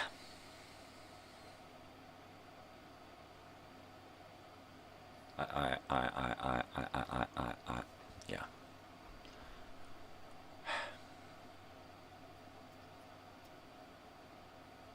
Every little tiny detail. I mean, there's so much that has to be done, you know. Like I need to get a digital video projector with a DVD player in it that has inputs for a VCR, right?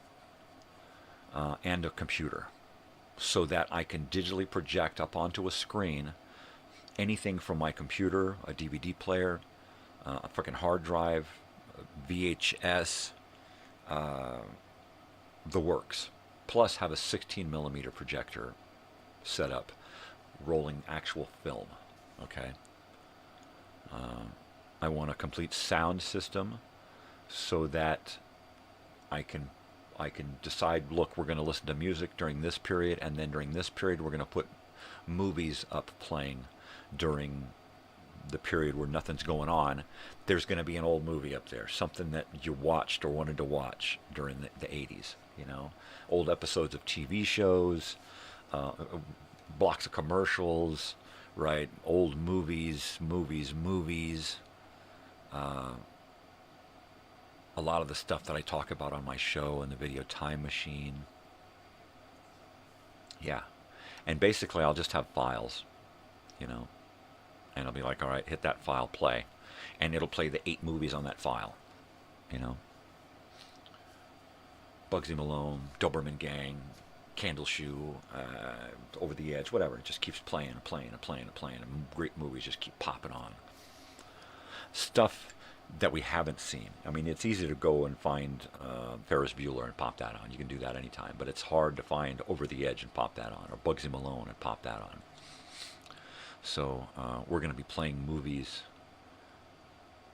during movie time. That will be, you know, the kids are going to be, oh my God, this is awesome. Grandma, did you guys watch this?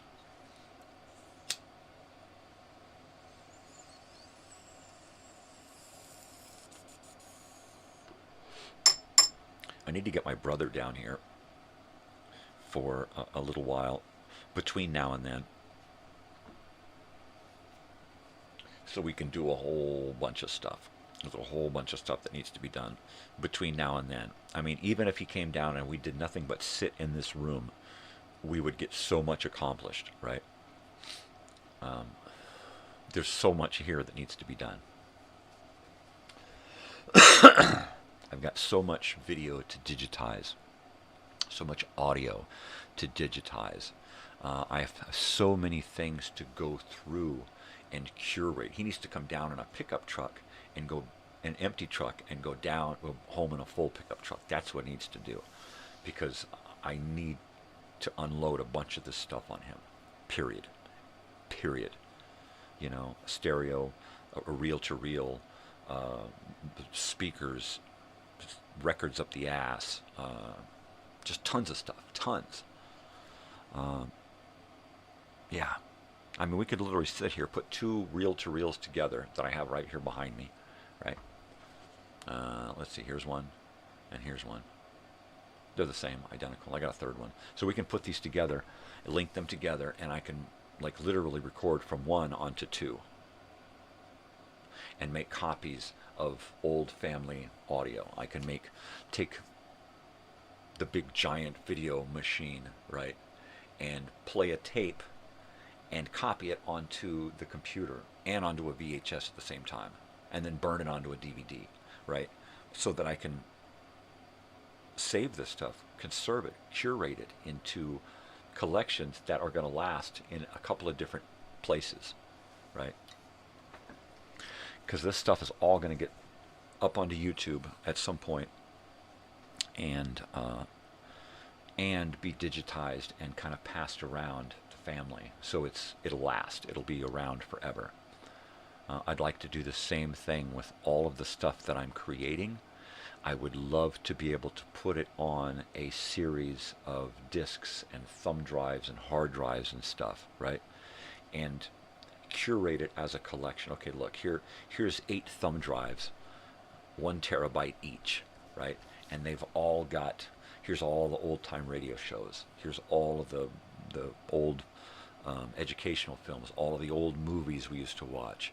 Here's all of my live stuff in the morning, all of my live stuff at night. Here's all of the other videos that I've created. Here's, you know, this and that and this and that. The old content from way back when.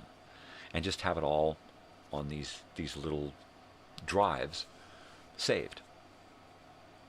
And then as new stuff comes about, condense it down onto smaller and smaller drives, you know.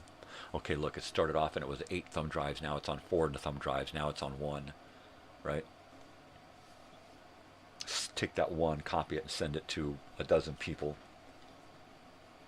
Safe. Saved, right?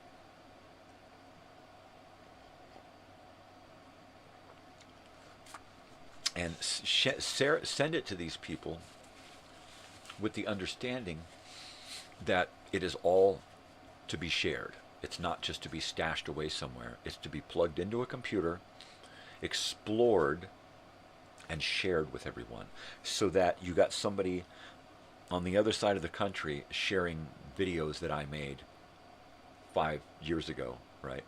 And somebody over here on this side of the country is sharing the same stuff because it's shareable, right? Once I'm gone, it'll be free to anyone to use. And hopefully, you know, it will. Yeah. Who's that guy that's taken the internet by storm? I don't know, but he's been dead for years. That's the ticket, Cricket. That is it. That's what it's all about. A famous afterlife, right? That'd be cool. That'd be cool. Who knew? Who fucking knew? Take all of my videos, live stuff, all of this crap here, and re-edit it into different stuff. You know, that's what I'm hoping my daughter does at some point, is take all of this stuff and use it to her own end, right? To use it for her to do something with. Create a documentary, use it as psychological research, you know, whatever. So first and foremost, it goes with her, and I think what I'll do is I'll have packages of all of my collected works, right? And it's like, okay, here's 3 packages. When I'm gone, these 3 packages get mailed to these 3 different people. And then my stuff is not only safe here and on YouTube and on my computers, but it's also safe elsewhere. And it's free to use. Yeah, baby.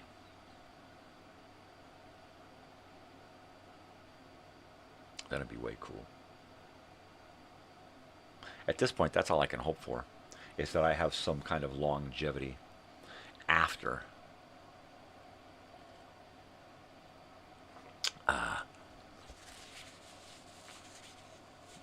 Because we only get the prescribed amount when we're here. After that's gone, you know, are you remembered like we remember the people who built the pyramids? Or are you remembered like Uncle Henry for a generation or 2, and then it's Uncle who? He did what? And that's pretty much the way it is. You're remembered for at the most 3 generations, and then you're just photos in a book, and nobody knows who you were. Nobody knows anything about you. They got to dig it up on those fucking websites where they dig up a photo and his draft card. You know, well, look, now we know about him. Gosh, he looked like that, and he was drafted. Well, yay. You know, come on. What are you going to know about me when I'm gone? Well, just start fucking push play on episode 1 and play it through episode 300 and whatever season, you know, I don't care.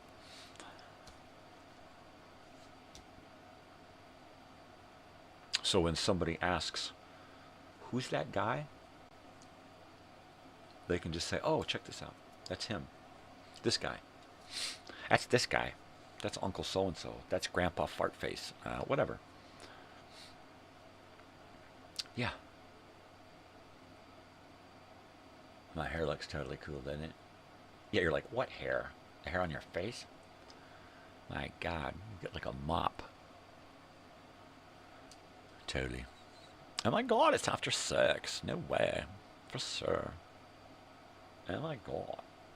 Oh, so last night, of course, I went out yesterday. It's always feels like night. So I go out yesterday and I go to the t-shirt place and I get done with them and I decide, okay, well, I got to go by Walmart and I got to get shelf brackets. I was going to get the little shelf brackets with the closet rod thing here, so we could use them for a closet rod and then put plants on them. But they were like $6 or more each, and the ones they had there at Walmart didn't have the little hook. And it was like, well, what's the point? These were $1.50 each. I got 2 of the grandes and 14 of the little ones, right? And I got 14 of the little ones because I want to put up 7 2x8 shelves.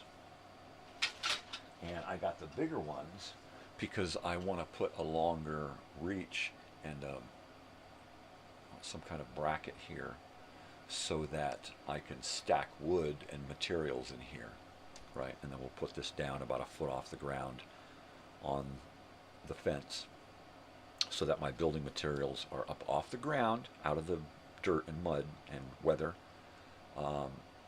and that clears up the ground so that we can do paving stones and rake all of the areas from leaves and keep the scorpions, spiders, and snakes down, basically. So, you know, goal is being acquired. That's pretty cool. So there's that. Let's see. And then while I was there, I was like, oh, gosh, now I got to come up with something for dinner. Which is horrible because my sense of taste and smell is destroyed, and I don't really like eating. I don't like food. I don't like the whole thing because it's a hard game. It's a challenge to find something that doesn't gross me out or taste just because of my taste buds are screwed up. So I walking around. I was like, okay, I need this. I look at my list. I gotta have this. Gotta have that. I gotta get toothpaste. Gotta get the shelf brackets and creamer. Gotta have coffee. Cereal bars. Gotta have cereal bars. What are we gonna eat? I was like, you know what? We were there the other day, and I thought about some kind of pasta bake, right? So I called home. Do we have sauce there? Yes. Okay. So I picked up a big bag of mozzarella, a box of tricolor rotini, a bag of spinach, and a pack of mushrooms.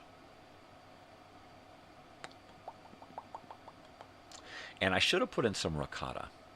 I think that would have made it. But I brought it home and I mixed it all. I cooked the pasta and then I mixed it all together in a pot, raw mushrooms and raw spinach, and then put it into a casserole dish and covered it and baked it in the air fryer baker oven thing. And I put it on bake and baked it for an hour, covered, and the top got crispy even though it was covered. It didn't dry out because it was covered. It didn't get crusty on the bottom. And it was really good. The mushrooms were juicy and crunchy, but not raw, right? They were just perfect.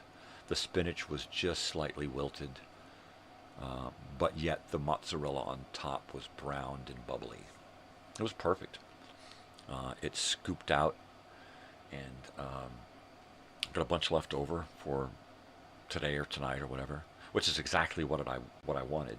I wanted something that I could eat and feel good eating because it doesn't taste horrible, and I'm not just putting it into my body because I have to nourish myself. It's like, just keep eating it, hold your nose and eat.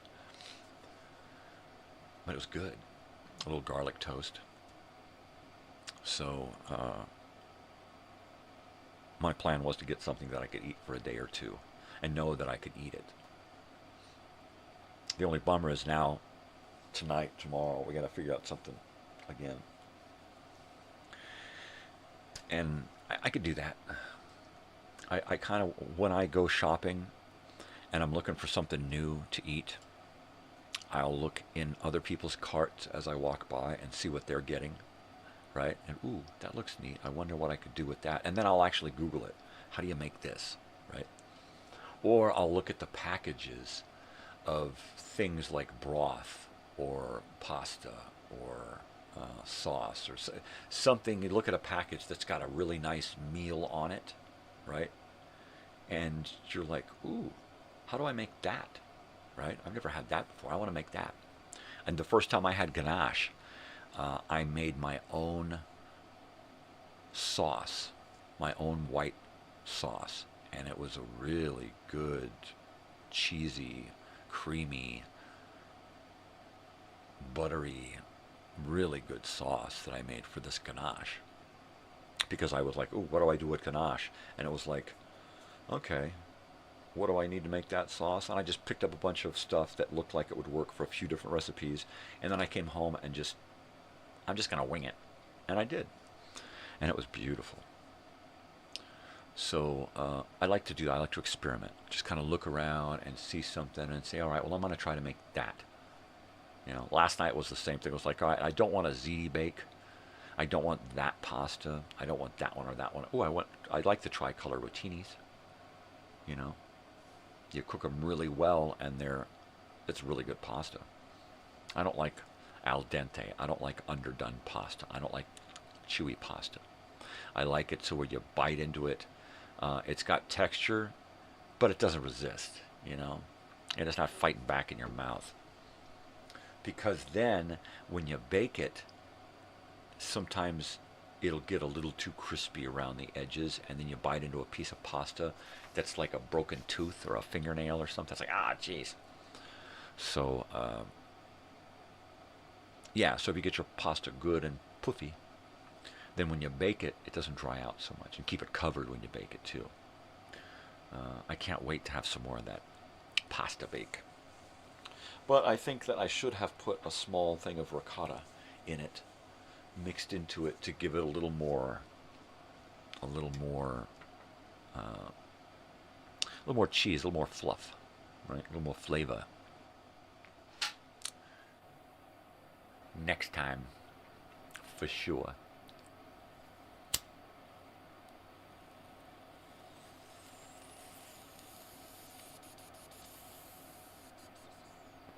I contemplated homemade lasagna, and then I was like, no, it's too much work. I mean, even if I don't cook the pasta ahead of time, which I prefer, a lot of people can just put it in a thing, stack it, smother it in sauce, and let it cook in the sauce, right? It doesn't get cooked enough for me. It's still too chewy. So I like to cook the pasta ahead of time, at least halfway, and then get it in there and really sauce it and let it finish. But it's still too much work. That rotini bake that I made last night was easy. I mean, it was literally, I drained the water out of the pasta, added the sauce, added the mushrooms, added the spinach, added the cheese, mixed it up, put it in a casserole dish, topped it with cheese, covered it, put it in the oven, and walked away from it. So it was literally 15 minutes prep, and then an hour in the oven. So that's one of those perfect after work meals. You come home, and I literally came home from the store and got it in the oven and then came here and sat down before I even came in and took a break. I got that in the oven and then sat down. And that's perfect. And it's easy. There's no meat in it. It's all just veggies and cheese and pasta. So if you want, you can grill some chicken or something to go along with it, you know, or Parmesan chicken is probably best with it, but it's great just by itself. And it's quick and easy, and you can do it right when you get home from work and throw it in the oven and then take a shower. And then by the time you get out of the shower and get dressed and are in front of the TV, relaxed and waiting for the kids to come in off the street or off their phones. What's for dinner? It's in the oven. Be out in a couple of minutes. Good stuff. And like I said, we did our little electric air fryer, microwave baker thingy that the microwave doesn't work on it anymore, but it bakes and it air fries. And I've never done that in there before. We've done other things, but I've never done that. And I like the fact that it didn't roast the bottom because it heats on the top, so it really got the top crisp, even though it had a glass lid on it. It still got the top browned, which was amazing to me, because I figured that it would have just turned to mush and I would have to take the top off and brown it at the end, which is what I planned to do. And I opened it up and I was like, oh hell, it's done, let's eat. Oh hell. So there's that, you know.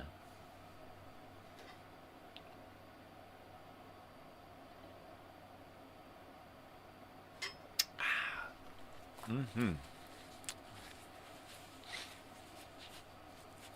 Okay, so the T-shirts, I'm going to be going there every week. And hopefully next week I will be going there to actually get some shirts. I will be going there to get a couple of samples and picking up, getting the graphics. She'll email me all of the finished mock-up graphics. And so I'll pick up shirts. I'll pick out shirt colors for the mock-ups. I'll pick out shirt colors for the orders, 1 to 2 colors per shirt. Gonna keep it basic. Some will be some righteous colors. Most colors will be basic colors: red, white, blue, black.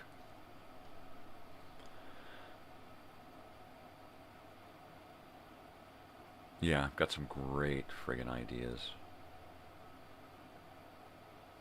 I'm real excited. My excitement seems to actually outweigh productivity at this point. Got 11 months. And it's, it was 12 months, it was 15 months, and it's like, wow. It's going by. If the speed at which this year has progressed is any indication, August is going to come really quick.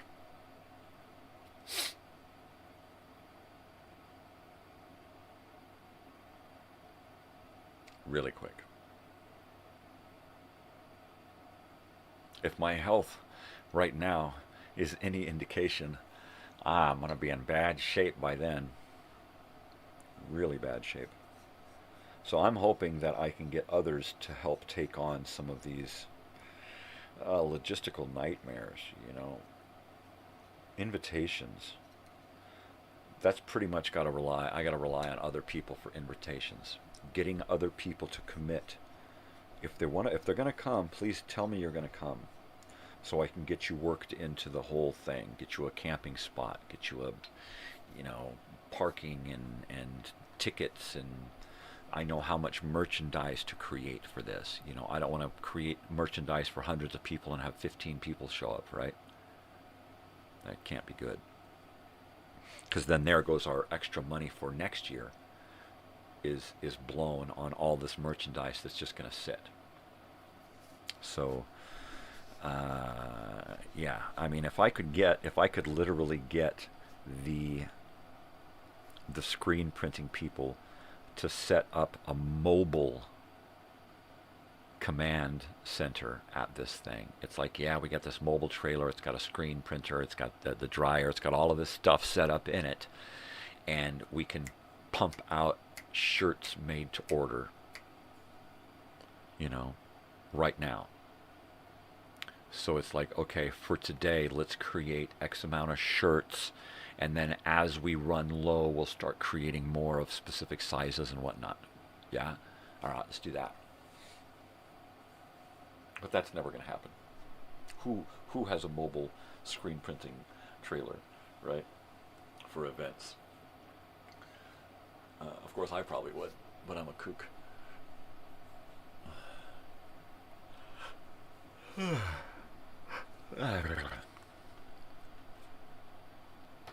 Super fantastico.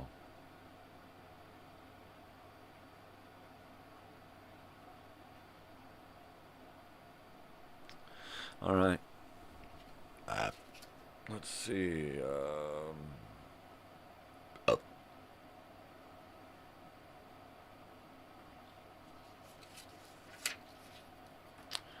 These.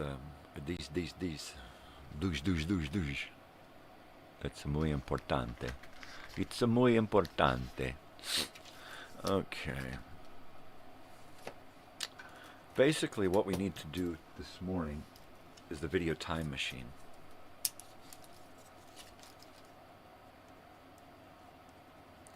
VTM E3, episode 3. I think I have all the elements.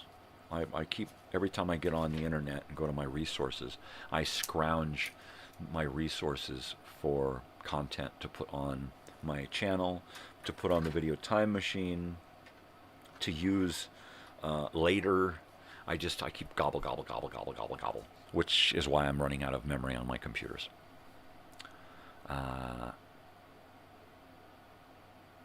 Yeah. So I need to basically just start an editing program and bring in all the standard elements, the segue cards and the opening and the closing, and bring all of that into the editing program, and then grab all of the music videos. I've already created the 2 music videos for this, so I just need to drag them over. I've already got the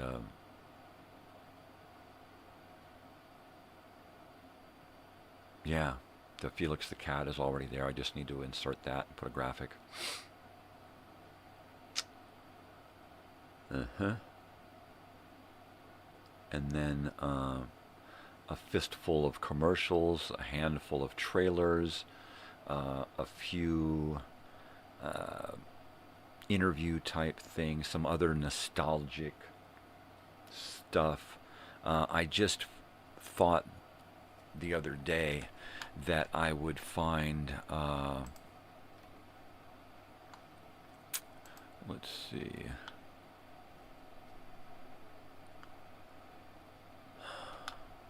we were in Pomona and my wife recorded me doing some video gaming at the arcade there. So I think what I want to do is take that and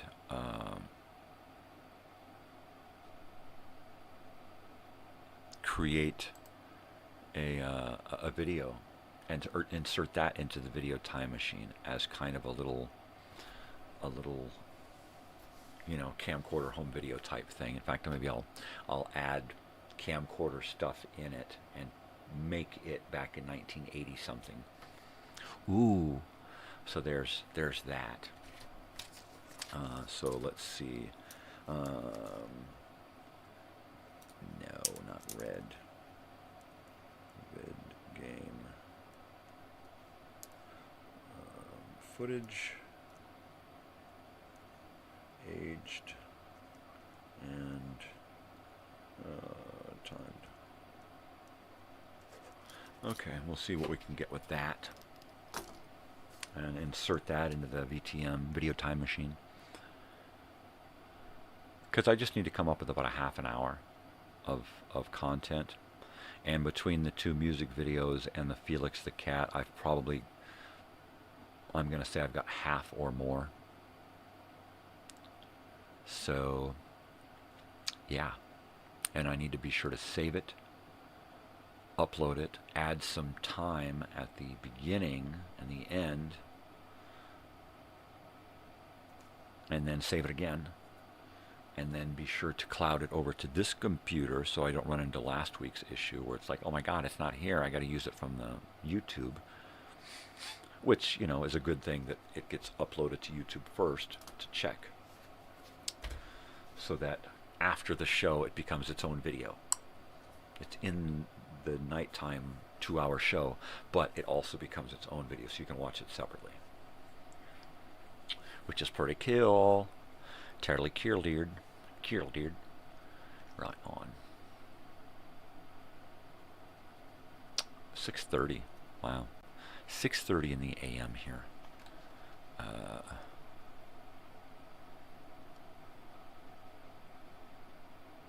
Yeah.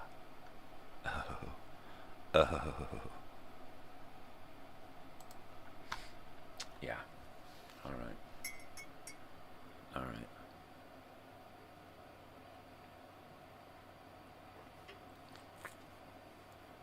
So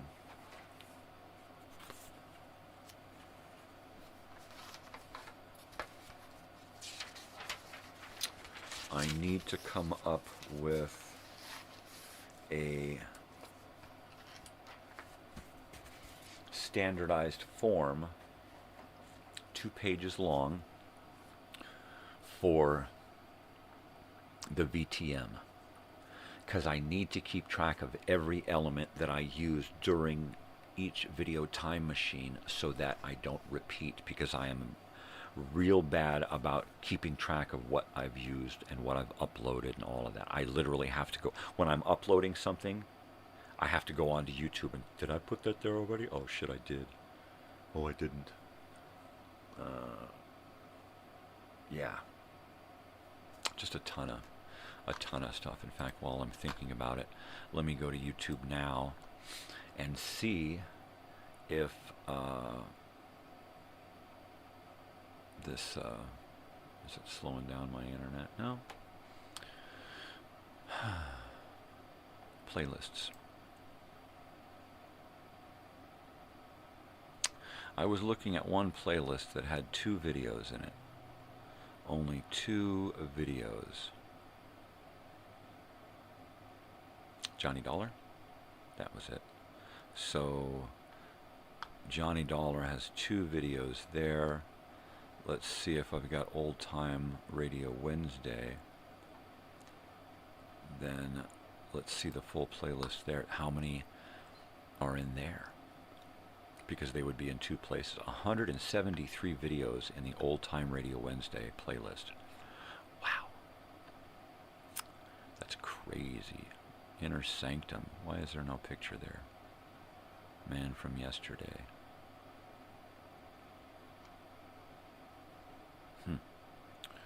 Okay, so there's the Big Scoop Matter, Johnny Dollar.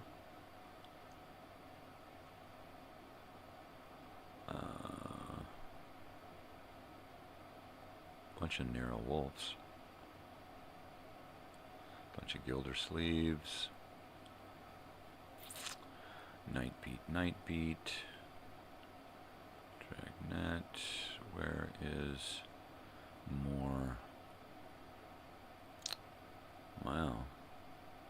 Johnny Dollar. I guess we haven't used a lot of Johnny Dollar, huh?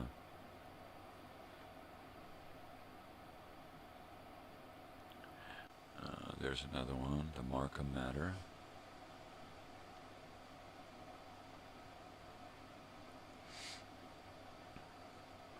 Guess that's it. I reckon that's it, yeah. At least that should be it. If there's another one here.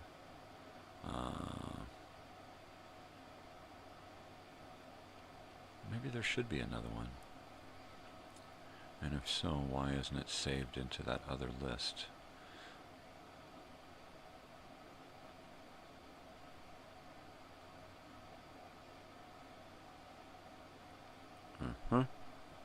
Oh man, there's a lot of stuff here. Well, it's a lot of X-1, really. It really is, yeah.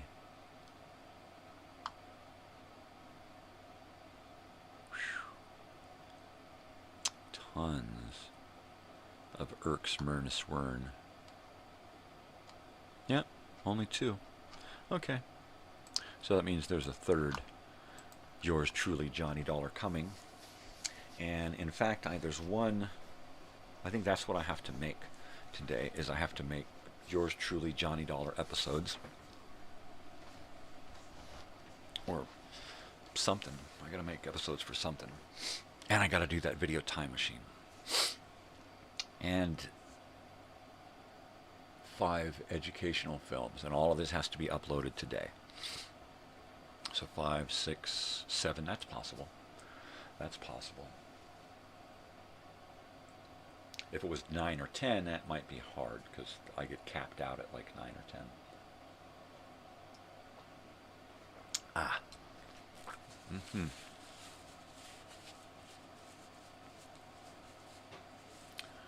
Oi.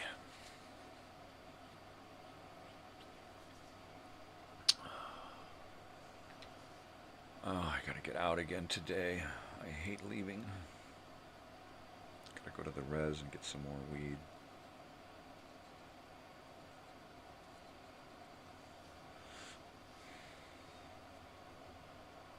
I honestly wish I could do the edible thing. But with my pain, which is why I smoke anymore, I would wind up sleeping all the time, and that's why I stopped taking pain pills. It was destroying my stomach. It was keeping me depressed, and it was keeping me in bed all the time. And for 18 months, that's all I did was lay in bed and go, poor me. And I gave up the pills, and then after a little while, I was like, I got to do something for this fucking pain. And I started going to dispensaries. And after that, things changed, you know. My life turned back around. I became happier again. And I was able to separate myself a little bit from the pain, which is hard to do.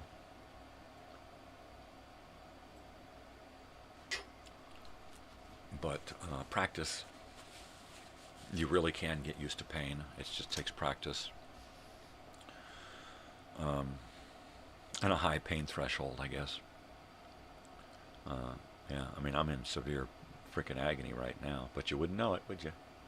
Because I'm just fucking used to it.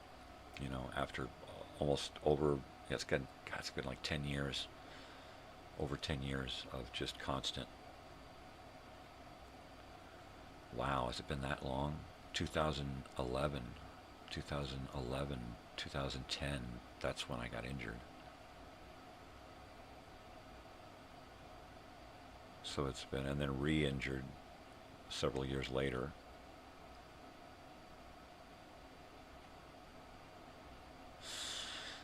Yeah.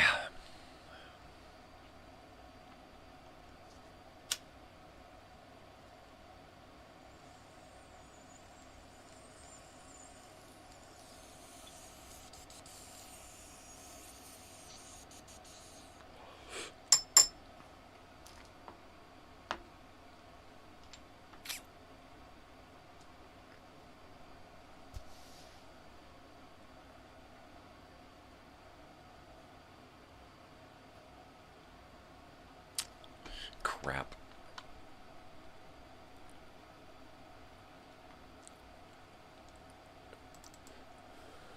Crap.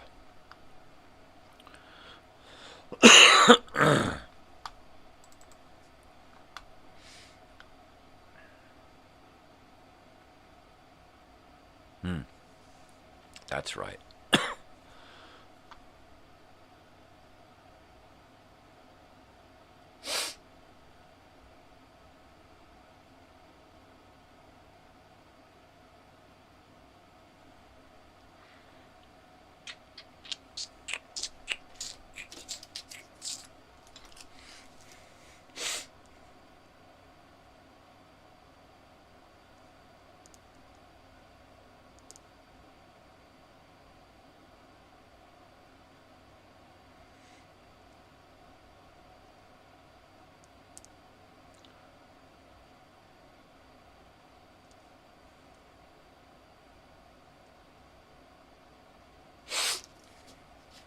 Okay. Oh, that's going to be a great shirt. That's going to be a great shirt. I can't wait for that one. Yeah, so I'm going to be a regular fixture down there at the t-shirt place. So they just get used to seeing me down there. So they just get used to, you know, me and this whole reunion thing. Because like I said, they're probably going to come now. I've made it sound so good to so many people that people who don't even know what Lake Elsinore is want to go, and that's so cool. So, and if it winds up being more other people than actual, Elsinoreans, so be it. As long as it happens. I just want to see a few key people, right? My biggest desire is just to see a few of these key people one more time. And if they want to invite people that they want to see, and then vice, so on and so on, it's just going to escalate into something really, really big. That's all I want to do.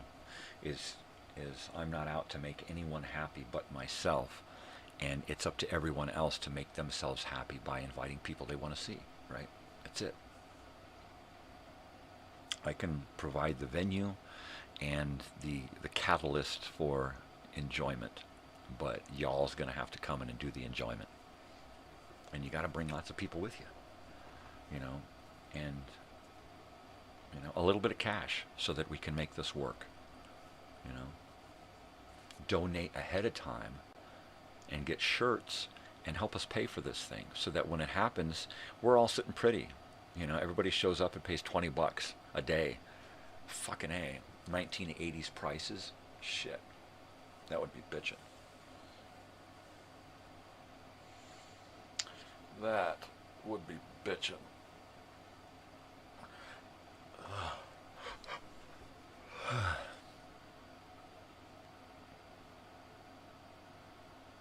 Yeah.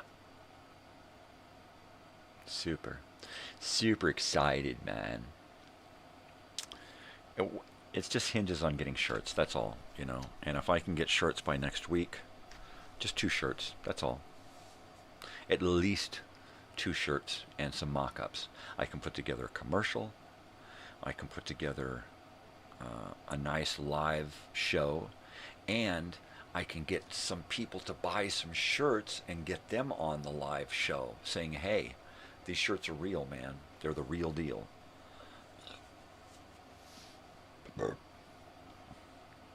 Super excited. And because these people, really know what they're doing, they're going to help me to find ways of bringing merchandise that is really awesome stuff. With vintage appeal. That retro vintage appeal. At some point, I'm going to...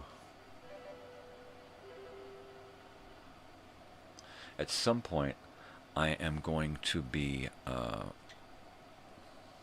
Shit, I lost my train of thought. See if I can find it again.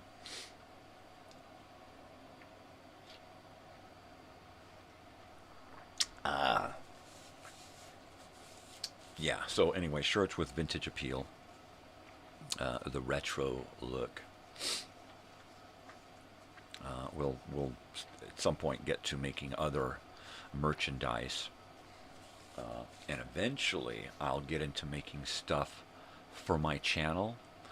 But since my channel is not monetized, I don't make any money on my channel, I don't really want to spend money on my channel, right? At some point I may get some shirts to give away and a few shirts to sell to pay for the shirts that I want to give away, right? So that it kind of takes care of itself. But this is not a business. I'm not doing this to make money. I'm doing this to preserve myself. That's it. This is just for posterity, that's all. And if I can use this channel for posterity to help create this festival weekend thing, just like the comments that I get, people who will leave a comment like, I love these old-time radio shows, I can't wait for the next one. That right there makes all the work that I do uploading these old-time radio shows, makes it all worth it, right? When I get one person who gets exactly what I get out of it, I'm like, there we go. There it is. I've accomplished what I've set out to accomplish. Even if it's just that one person, it's worth it. Even if I just make one friend, like Joey, even if I just make one friend it makes it all worth it, you know. Yeah, it's bitching. So my plan is to use this YouTube channel to the best of my ability to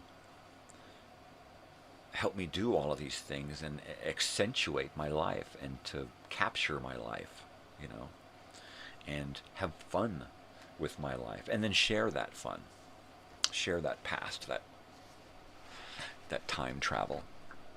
Gosh, I'm getting all misty-eyed. I'm out of coffee, so I have to try to talk myself into getting more or not. Yesterday my wife was like, you didn't leave me any coffee. You drank too much. Like, oops. Oops, I went in for a double dip. And I dipped too much. I get the Big Dipper. Big Dipper. More like Big Dip. Yeah. Yeah.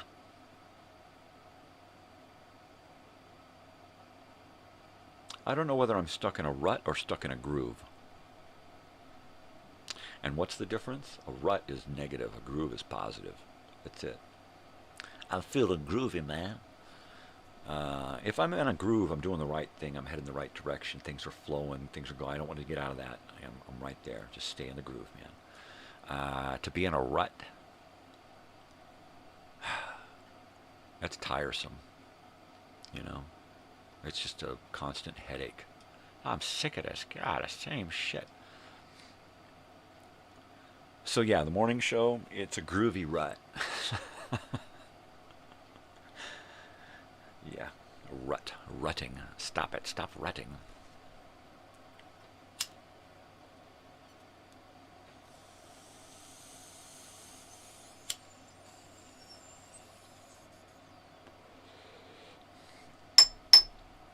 Yeah, I've got about a dozen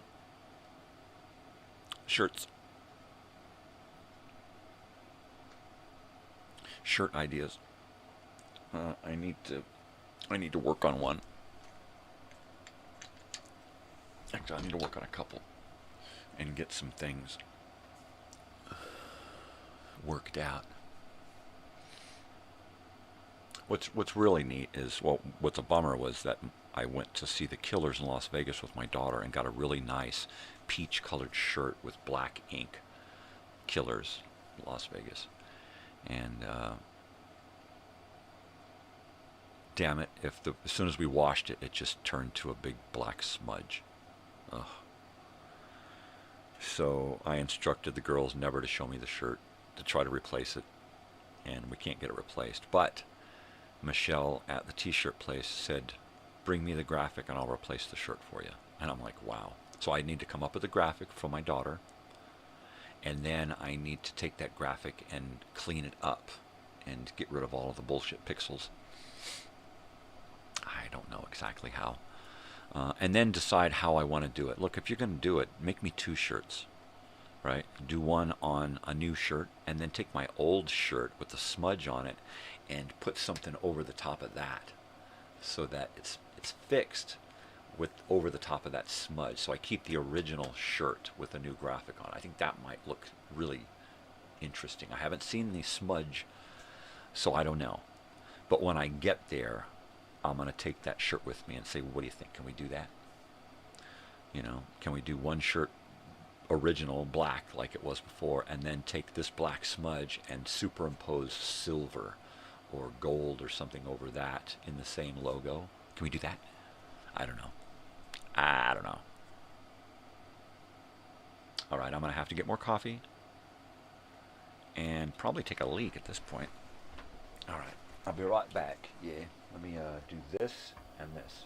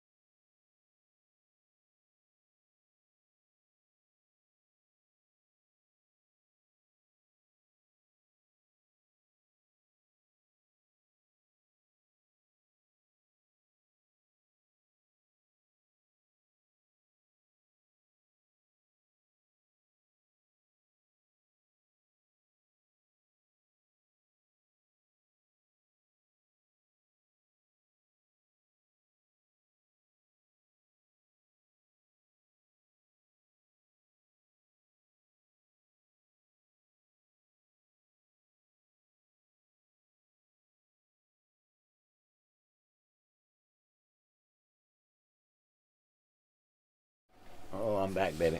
I'm back, baby. Oy. Boy. Yeah, I got Minecraft on my mind, too. And it's okay to Minecraft as long as I'm only Minecrafting in between working on videos or working on videos while I'm Minecrafting, right? So usually what I'll be doing is I'll have something processing, something uploading or processing, and then I'll be playing a game, and then, well, I'm working because it's work. So I'll be working in Minecraft, and then I'll go to sleep, wake up, and then right when I wake up, I'll work on a video, because I got like 10 minutes of daylight, right? And that's enough time to work on something and get something uploading or saving, processing, and then do something in the house, and then sleep again, and then run out and work for 10 minutes, 20 minutes, 30 minutes before I have to come back to reality here and work on videos and stuff. So, let's see. Am I going to do that this morning? I don't know. The last road that I was working on was minus 4714, and it was, 40, yeah, I believe that was what it was. And so that road is finished. I took it all the way west and ran directly into a village that I had already been to and put a wall around and put a bridge to. So I went right down that road and then veered over to the bridge that connects me to the other main north-south road, right? So I expertly leveled everything in this village and then leveled everything outside the village and ran a wall all the way around the village, then extended the wall around so that it encompasses my dwelling there in that village. So basically the road is just like the ranch. The road comes down, goes right through the village. You have to enter a gate to get into the village and then exit a gate out of the village, basically. And that's it. That's that. So that's pretty cool. So now all of the villagers are trapped within the confines of these walls. I can bring over some more iron and create a couple of more iron giants. That's what I call them. So that they can help protect the village. I need to put more buildings and beds and install a whole lot of torches so that this village will not only survive but thrive and get bigger and more villagers. That's really cool because when you put enough of the devices that create different types of villagers, you get all of these different things to people to trade with, and it makes the game more exciting. So when you get to that, it's like, okay, today we're going to do trading. We've mined, we've collected. We're going to go around and we're going to collect a full pack of just stuff that we want to use to trade with. And then I'll break out my book, right? And I'll say, okay, well, where's the village, the trading village? And I'll go there. And what do I need to trade with that village? And I'll look up the items I need. And then I'll bring those items.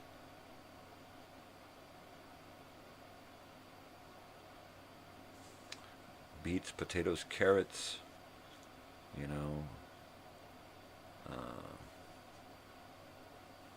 yeah, there's so much stuff that I can sell that I just have huge quantities. And then that enables me to then buy other things. That's pretty cool. I need to buy potions and shit. Enchantments. I need some kick-ass armor and swords and stuff. Because once I'm all beefed out in the toughest armor and gear, then I feel confident going someplace and battling and knowing I'm not going to lose my 50 points, because it's just about now when and I think it's because the game, as the more points that you get, right, the harder the game gets and the more that the game wants to take it away from you. So in that respect, you can keep the game easy, I think, by by not getting really, really good. The better you get, the more the game comes after you. Because it's on survival mode, and it's set on normal. It just kind of does whatever it wants. Tearly, dude. Tearly. Yeah. So I do have a few things to accomplish. I have a tunnel I need to finish. I need to finish off that village and do the beds. And I've collected plenty of wool and wood. Now I need to, I think, plant a bunch of trees and harvest them so that I can create some really nice wood and stone dwellings. Because I like to get into the architecture of building the houses. I don't like to just put a bunch of blocks with doors, you know, and beds. That's okay sometimes when you just want to create a bunch of villagers. Then just make a big dormitory and line it with beds. I've got a couple of villages like that where I'm just trying to encourage growth. But I don't stay there long enough to actually get it to grow. Because you got to be there in order for stuff to happen, for things to spawn, right? I try not to learn too much about this game. The more you know about something, the less fun it is. When we first started playing, I got my daughter this set of Minecraft books, which really helped us in the beginning learn. Of course, along with everything she had learned watching videos for a year. Stampy Cat? Who just turned into somebody else now. Grumpy Cat or Lumpy Big Pussy, or I don't know, something.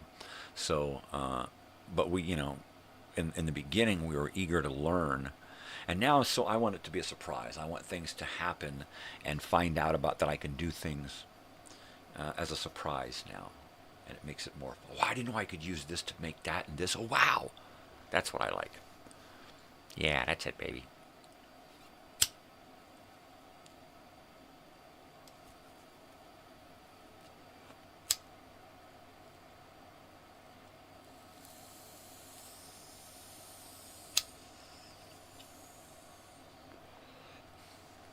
It's like a little short one-hit cigarette. That's it. Cheers. Cheers.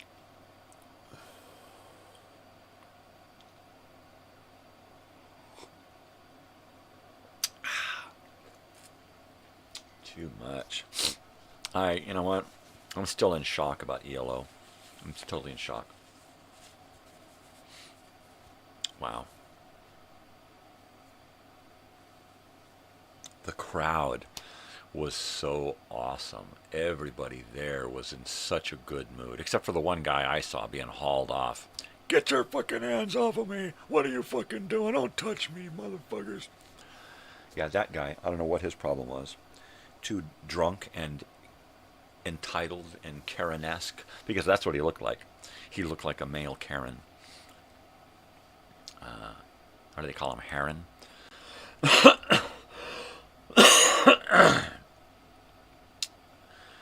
I feel sorry for all of the non-Karen Karens out there. Geez, my name's Karen, but I'm not a Karen. I'm a Karen. I care. But this dude, I mean, he had to be escorted off by 4 dudes. 2 guys holding him, one with each arm. And the more he protested, the quicker they moved him, and the tighter his arms got up behind him, right? Get your hands off of me! And he just moved quicker. These guys, they were small. They were shorter than him. And this guy was levitated off the ground. They were moving him so quick. And boom, by the time I looked around to see he was gone, the 2 guys that had carried him off were already walking back, just bullshitting together. Yeah, what are you doing tonight? I'm going home to the missus. You know, I mean, it was like nothing. But other than that, it was a great night. Everybody was just so nice. The people were cool. You know, I wish that I didn't have to drive, so I could have gone up to that bar and hung out and had a drink, right? Because it was just like, wow, everything was so nice, right? Even when I walked up and met the guy that had the KMET shirt on, right? And I was like, hey, KMET brother. it was like everybody there was like I had known them for years, right? And, you know, we were just bumping, hey, what's up, guys? It was just like we bumped into each other after 20 years. It was weird. It was the whole event was like that. The whole night was like that. It felt like you were just around people who you had always been around, mainly because I got so much input from people about the shirt. I felt like it was just a regular Southern California concert from back in the 80s. That's the way it felt. It totally felt like that. I mean, I swear, I'm totally still in shock about that whole thing because it was just so surreal from beginning to end. From the time my daughter got the tickets, you know, up until now, it just all still seems like, wow. Wow. Heavy. I wish I could have seen a couple of those shows a few years back, you know. Everybody had like 2017 shirts on and 2020 something, and I was like, oh, man. I wish I could have gone then, too. So I could have more of that, you know. But the fact that my daughter took me and we went, it's her favorite band as well. And it was just like, wow, phenomenal. Phenomenal. Yeah. It's one of those, you know, one of those moments. My daughter's crying, of course, during the show because she cries during every concert. More so at this time because it was freaking ELO, and I was just, my mouth was agape the whole time. I couldn't do anything. I couldn't even muster up a tear. I was just like, right? I couldn't even look at the monitors. We were close enough that I just stared through my glasses at Jeff Lynne through most of the show. Every once in a while I'd look up at the monitor or look over at somebody else. But my eyes were glued on Jeff Lynne the whole fucking time. I did not take my eyes off him. And if it wasn't for those damn glasses, you know, that I had to wear, I could have had absolutely nothing but air between me and Jeff Lynne. Those glasses, man, they were a wall between us. But that was it. It was like I was here and he was there. You know, it was crazy. Crazy! After, you know, how many years of wanting to see, since I was a little kid hearing this shit on the radio, I've wanted to see ELO. I saw ELO 2 back in 98, 97. Phenomenal. Wow, it was a hell of a show. That was unreal. So, yeah. I don't know how much more I can take as far as concerts go. I've absorbed so much in the last couple of years. It's unreal, you know, and it's hard to hold on to these memories, right? Because I got no memory, and it's hard to hold on to these things anymore. I mean, sometimes I walk out of an event and I'm like, what happened? What was that? You know, it's almost gone already. Yeah. It's a good thing that my daughter records all of it, so we can sit together and watch videos of the shows that we've been to, you know, and then I can take pieces and upload them to YouTube and say, yeah, I remember that. You know, I remember that. Yeah, when 2022 we saw Harry Styles together. And then right after that we saw the 1975.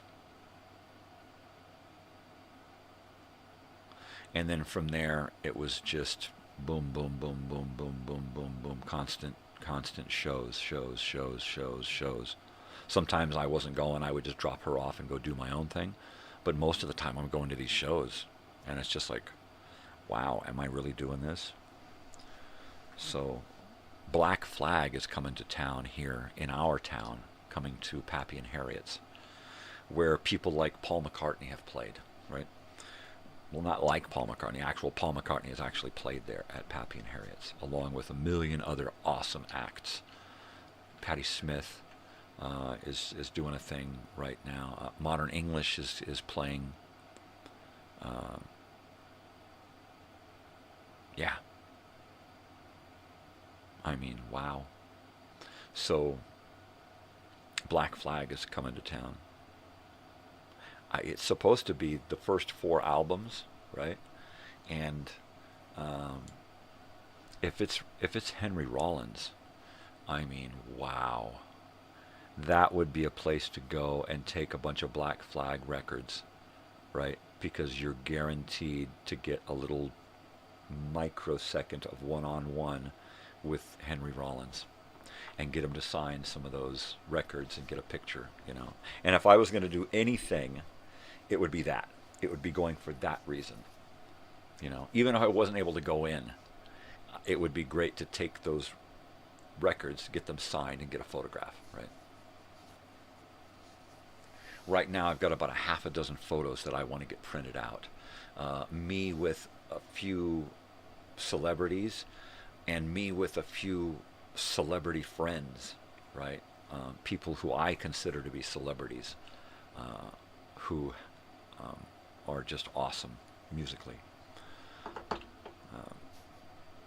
So yeah, I want to get those printed out, framed, hung on my wall.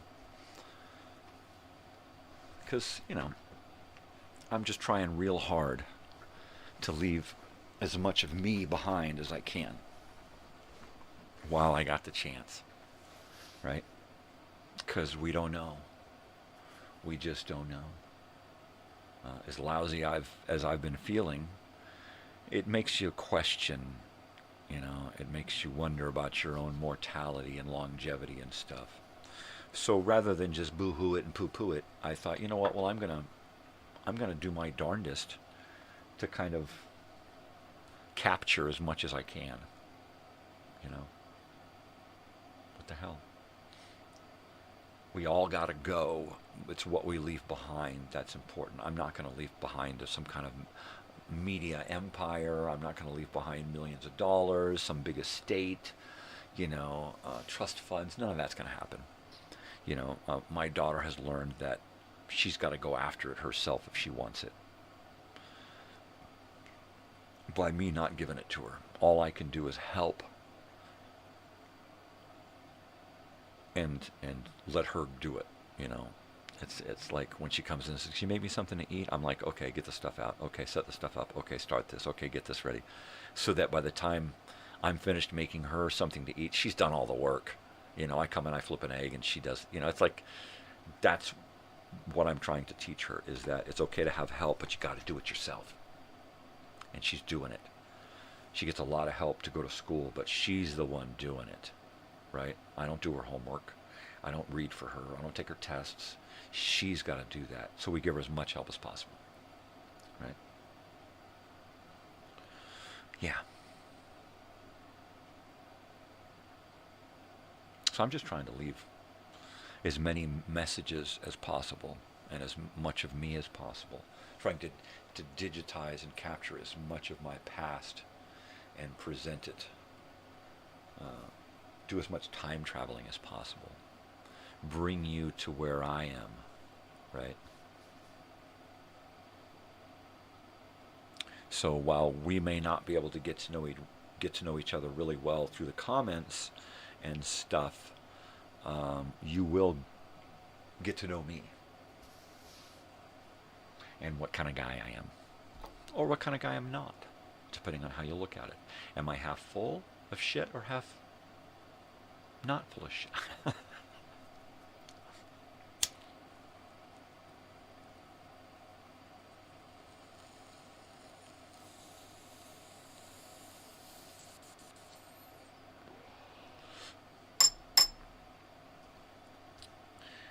All I can do is try and keep trying. And that's all I'm doing. Trying while I'm dying. Isn't that what we're all doing? You're born, you live, you die. That's it. You're born, you live, you die. How much time we get in between? It's undetermined. Sometimes you never even get that chance to be born. You're snuffed out before you even make it. Some get 100 years in between here and there, right? That's a lot of time. I've got half of that right now, or a little over half that. And I'm thinking, wow, if the pain increases, well, how much more could I take? Not how much more do I want, but how much more could I take? You know, it's like, so what do I do? You know, do I turn myself over to the medical industry and hope that I roll the dice and hope I get somebody who gives a shit and doesn't just start prescribing bullshit to me, right? Or somebody who just looks at me and goes, nah, you're fucked. You're not worth my time because your insurance isn't worth my effort, right? So therefore you're fucked. You know, you haven't got the money to get the good care that you need. And that's the fucked up thing about society, at least here in the U.S., is that people have a price, you know, and I'm worth X amount of dollars. And if I exceed that, it's like they just total me out, right? Like a wrecked car. You're totaled out, you're done. We can't fix you, so you're just going to have to die. And that's pretty much the way it goes with health insurance. There's nothing we can do for you because you can't afford it. So therefore, the only thing you can afford to do is sign up for hospice, right? Joy. And that's the way the world works. They force you to pay for health insurance that will do nothing for you in the long run, other than get you prescription pills. That's it. And I'm forced to buy this insurance. I'm forced to have this in order to take care of this, but this won't take care of that because that's out of control. You know, the whole medical industry is set up to feed a bureaucracy and to feed the pharmaceutical companies. That's it. We're just numbers. Don't get me started, right? Lobbyists, lawyers, corporate stooges, they should all, politicians, you know, just like Shakespeare says, you know what he says to do with them all. I don't want to get specific because I don't want to be negative, but they should all go. They should definitely go. Definitely, most definitely, definitely. Good cat, Rita. They're good cat, Rita. Good dog. Good dog, Rita. Good dog. Cat. Someone say cat, cat, cat. Good dog, Rita. All right. I've had about enough. I've had about enough.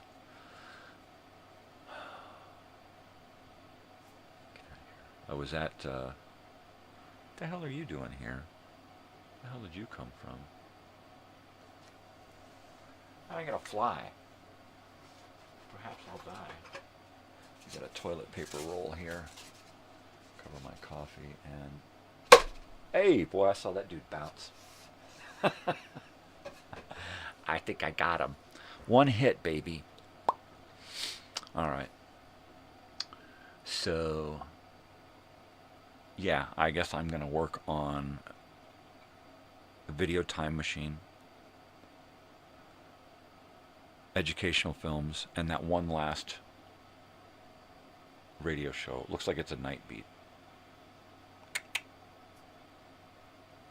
Looks like it's a night beat. So I'm going to have to do that. Oh no, I did night beat. It's yours truly, Johnny Dollar. The Royal Street Matter. Right, I haven't done that one yet. So I need to create that video and upload it. Do 5 educational films, upload them. Create the video time machine and upload it so that I can see if I get any copyright hits. All of that today, because tomorrow I've got to do the morning show and then do the 2-hour night show. Boy, my schedule. Jeez, what schedule? You're a bum. You're a friggin' bum. What are you gonna do, eh? What are you gonna do? Nothing. That's what.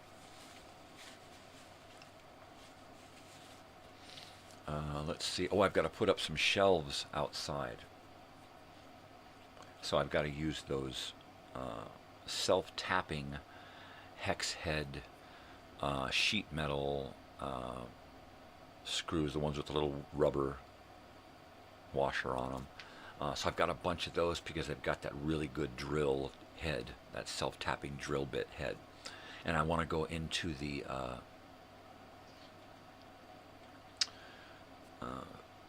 fence posts, the metal fence posts. So I'll use those, so I won't have to use a drill to pre-drill the holes, because I'll just snap drill bits off. And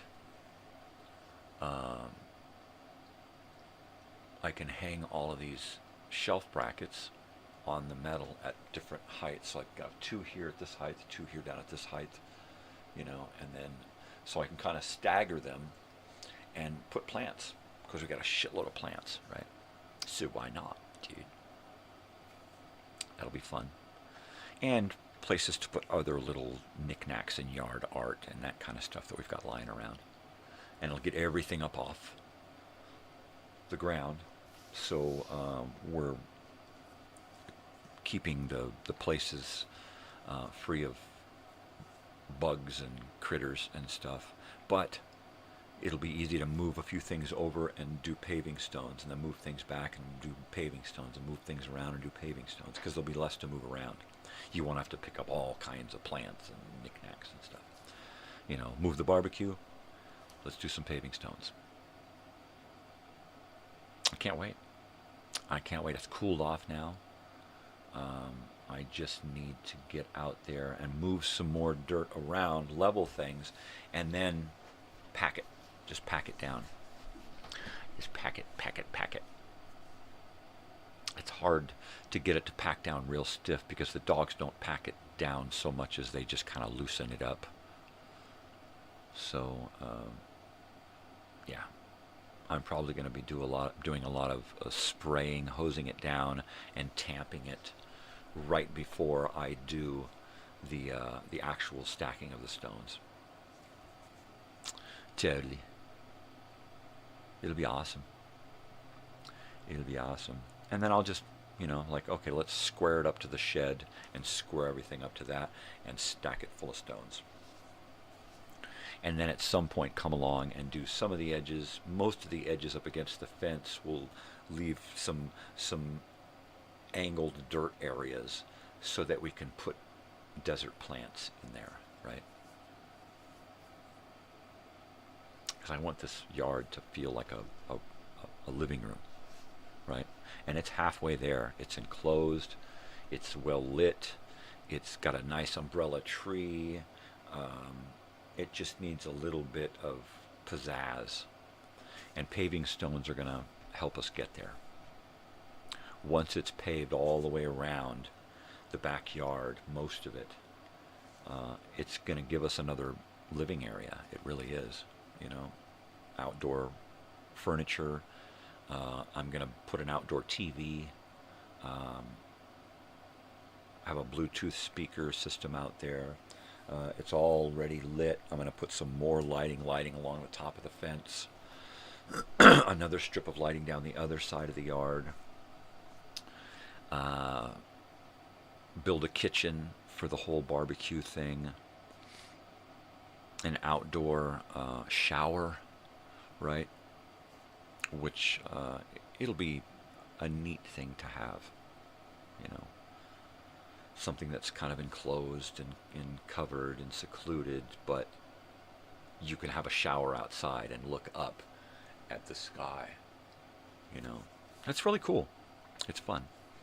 And maybe have a little wine barrel redwood jacuzzi set up in a corner. Something small for 2 people, something cozy, you know. That would be really cool, man. I would totally dig that. But it's a big enough yard that we could do, turn it into a nice living area.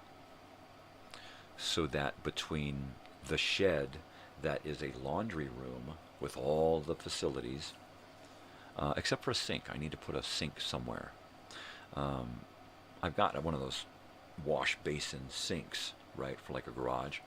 I need to hook one of those up outside so that we have a place to wash things, scrub things, laundry that needs to be spot cleaned, that kind of stuff. I don't want it in the shed because there's not enough room, and I don't want to plumb it in there. It's already got hot and cold water, electricity, gas, ventilation, air conditioning, lighting, outlets everywhere. It's built 18 inches high on a pony wall, a metal shed, so it's taller than the shed would normally be. It's got a front on it that's a complete wood front wall with a door, window on the door. So it's an actual building. If I needed to, I could take out all of the storage shelves in there and turn it into a studio apartment, right? If we moved the laundry into here, that could be turned into a small studio apartment with a small, tiny kitchenette and an outdoor outhouse, right? That'd be friggin' cool. But as it is now, it's a great storage room and laundry room. It holds 4 giant shelving units filled with my vintage crap. I'm sorry, 5 shelves. Plus the stuff that's on the floor, plus the stuff that's on another shelf, plus the stuff that's over in a friend's garage, plus the stuff that's in the house and under the bed and in these. I got vintage crap everywhere, which is why I hope that I can bring a lot of it to the August thing, 2025, because I want to give a lot away, right? It's like, okay, who wants a stereo with an 8-track player, cassette player, turntable, AM/FM, speakers? It all works, and you get a collection of records and tapes and stuff for it. Who wants it? Who wants it? Who wants it? Sign up for the drawing. That's it. You've already paid to be there. Now, enjoy what's there, you know? And I want to have just a whole stage full of stuff to turn the stage into like a room, a bedroom from the 1980s, but also all of that stuff gets given away at some point during the weekend. Hell yeah. T-shirt giveaways, swag bag giveaways, lots of merchandise for sale to help us put together a yearbook for the event. You know, the class of Friday, class of Saturday, class of Sunday. Yeah, baby. The staff, you know, and it'll be all of the people who put it together, and I'll be the principal, the other guy will be the vice principal, the secretary, you know, all of the whole deal, and all of the kids, you know, the class of this day, the class of that day, the group photos, the individual photos, side by side with their original school photos. I mean, geez, and have it printed out in a nice book, and then sell those, right? To then get a jump on the next year, and then just take all of this and say, okay, who wants to do this? It's not for making money; it's for making fun. Who wants to do this? Are you responsible enough? You do it. It's yours now. I created it. Now let somebody else take it and run with it. You know. Because I can't be responsible for stuff for longer than I'm going to be here, right? And my thing is to just plan for the inevitability, and then when it happens, it happens. But make sure that I'm as prepared as possible, right?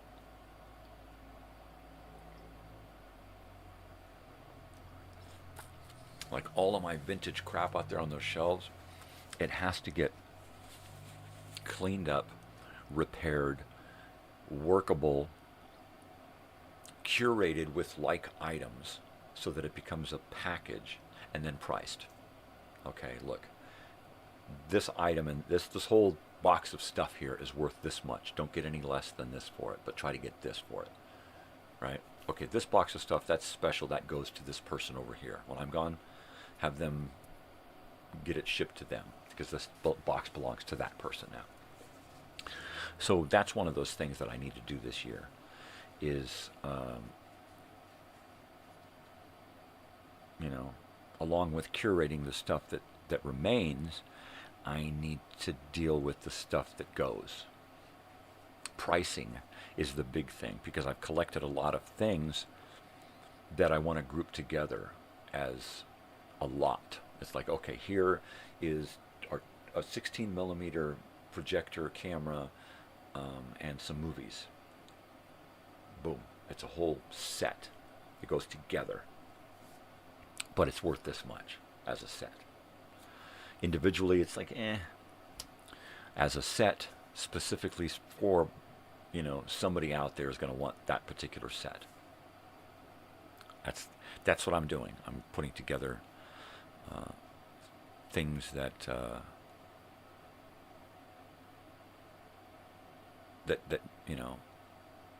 that work together, that mean more together than apart. It's like having an entire collection of someone's LPs, all of their records, but not just that, but having all of their 8-tracks and the cassettes and their CDs and all of that. That's what I'm trying to do. Something bigger than the sum of their individual parts. I mean, I want something, so they're not just a bunch of things put together as a collection, but it's now the ultimate collection. It is now worth way more, because all in one shot somebody can come along and now they have everything. Like when I bought a bunch, I bought a lot. I didn't buy a lot as in a group. I bought individually as a group. I purchased several Judas Priest 8-track tapes because I wanted to get the collection of 8-track tapes together, and finding them from one guy who had good copies of all. I was like, okay, well, give me all of those because I've already got this one and this one, and now I need literally two or three 8-track tapes to have the entire collection that is available on 8-track for Judas Priest, 70s, 80s Judas Priest. That's it. I just have 2 or 3 more 8-tracks to collect to have that finished, and that's a finished package deal. I could also create myself or farm out to somebody, creating 8-tracks of everything else. So I could take everything after the last 8-track available from Judas Priest, take all of those CDs and create new 8-tracks with those, right? We could do that. It's not worth it to me to do that because my interest in Judas Priest is 70s, 80s. 90s and on, not so much, right?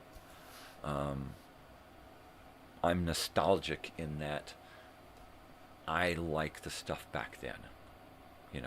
Everything after that is probably good, but it's not my era of Judas Priest. My era of Judas Priest is 70s, 80s. That's what I want to listen to. Everything after that just makes me want to go back and listen to that.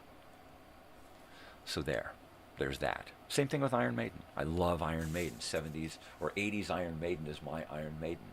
Everything after that is good quality Iron Maiden, but it's not my Iron Maiden. It just makes me want to go back and listen to my Iron Maiden, right? Everything, all the way through the 80s. That's it.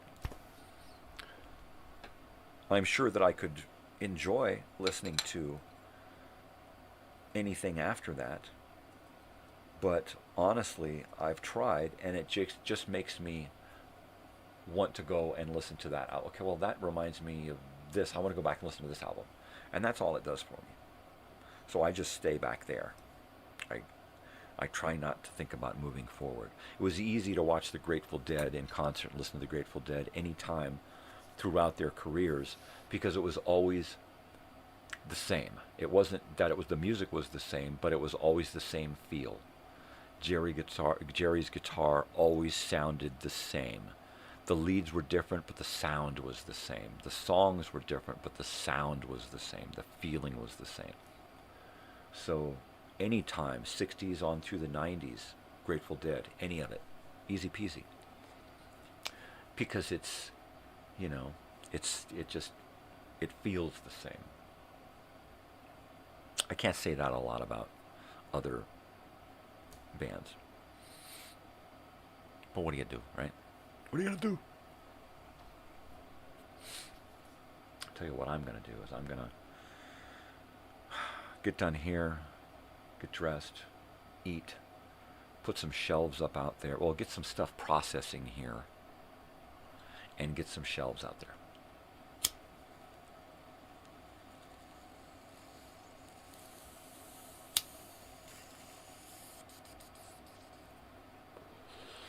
I'll probably create this last Yours Truly Johnny Dollar and upload it. Work on the 5 educational films and upload them today.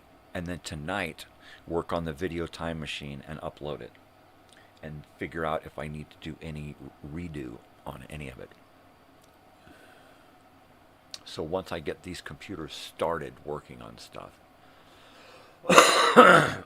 I can make a video here, have it save and process, video here, save and process.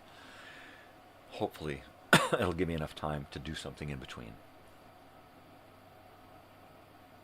Takes me about 5 minutes to set something up to save and process. And then if it only takes 15 minutes for them to save and process, 20 minutes, 25 minutes, that doesn't give me much time to go out and do something.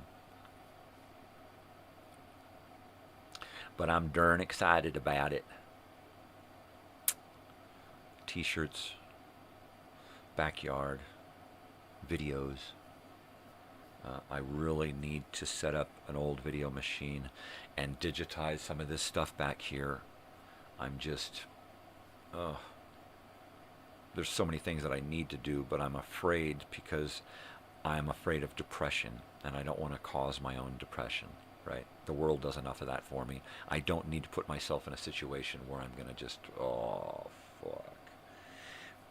Not being able to do a videotape correctly or ruining an old videotape would be, oh, fuck. Going out to start my van and finding the battery dead or not being able to use it because it runs like, oh, man. So I just avoid things. What can I do that's easy, that's going to make me feel good about myself and what I've accomplished? I try to do that and stay with that. And then every once in a while, I'll force myself to do something that I don't want to do. I did not want to go outside and clean the yard. I don't really want to go out there and put up shelves, but I gotta do it, you know. I don't really want to get underneath my mobile home and shore it up and make it safer so that I can start construction on the inside. But I gotta do it. I'd rather just start construction, but I can't. I've got to shore it up underneath and make sure that it's safe so when I start moving shit up around in here, it's not destroying down there and collapsing this thing. My plan is to get some of those big cardboard cylinders and bury them a couple of inches down below in underneath the center of the mobile home here, right, and park a few of them there. And my plan is to cut them in half, right? Put stack rebar in around a central, one of those, it's the jack stands that are down there, the supports, right? And what I want to do is I want to encompass 1 or 2 of those and some rebar and fill it full of the dry ready mix stuff and top it off with the dry ready mix and just flood it and vibrate it, right? And I figure if I cut those cylinders in half so that I can build the rebar and put it around the rebar and the supports that are there and just encase that in concrete so that they're still adjustable, or I can cut them off and put some adjustable stuff on top, some wood shims or something, right? And create some strength down there so that if things shift off of those, it can't, because this one's encased in concrete and these are encased and these are encased, and right down the center, have them encased so that they can't move. They can't just topple over. You can't just slip off them. And do that. And do that right down the middle, and then a couple on the sides where I can get to them. And that's it. I think once I've done that, then it should be stable enough that I can then have somebody come in and level it if I need to. But most importantly, I can shore up the flooring underneath and build walls and stuff in here without feeling like I'm going to collapse this thing, right? So I've got to get underneath and do the concrete big giant pillar things, right? Because we're about a foot off the ground up front here, but in the back we're about 4 feet off the ground. So in the back there's going to be a big giant one, a big giant round one, 12 bags of cement later, 20 gallons of water, vibrating it for an hour. Yeah. And I figure if I bury it down with rebar inside of it, and then when I put it back together, duct tape the inside, attach some wood to screw it together, and then strap it with some tie-down straps so that it stays together. So even if it leaks a little of the water from the concrete, the bulk of it stays inside there, because the cardboard is going to stay once I remove the straps. The concrete and the cardboard are going to stay there. The cardboard will remain. So, yeah. I just need to get, that's some bucks there. That cardboard cylinder can't be cheap, I'm going to have to buy a rebar cutter, because I can't sit there and grind. I hate grinders. They're unsafe, scary as hell. So I don't think that I'll bend any rebar. I might, if I can get a concrete cutter bender, then I might, one that cuts and then you stick it in this way and it bends it. Maybe. And then, cut and bend and wire together a nice little cage around the jack stands underneath the mobile, and then just fill it with concrete. I thought about doing all of them and then having concrete delivered, but how am I going to get that, pump it in? Something's going to happen, right? If I can just build the thing down there, right, and then set up a bag of concrete, rip it open and pour it down in there, of course with a full fucking mask on, and just fill that thing up so that all I have to do is keep adding water to it and shaking it, right? Put some supports on top of it that keep it pushed down so that it doesn't fill full of concrete and then float up and then spill out. Keep straps around it so it doesn't explode. And just figure out how to vibrate it, right? Rent a concrete vibrator? I don't know. I know they come in a big stick thing where you stick it down in there and it just... That's what I'm going to need, because it's going to be a lot of concrete. Let's get that one in the back. It's going to be tall, and that's going to be like a 12-bagger, man, at least. It's a lot of concrete. And it doesn't have to be perfect because it's encapsulated in cardboard. It's going to have rebar built into it. It's going to be strong enough that it can take the weight of the mobile home if it needs to, and that's all I want. And eventually it'll have wood across the top stacked up right up to the metal of the mobile home, so that it's already got earthquake straps on it.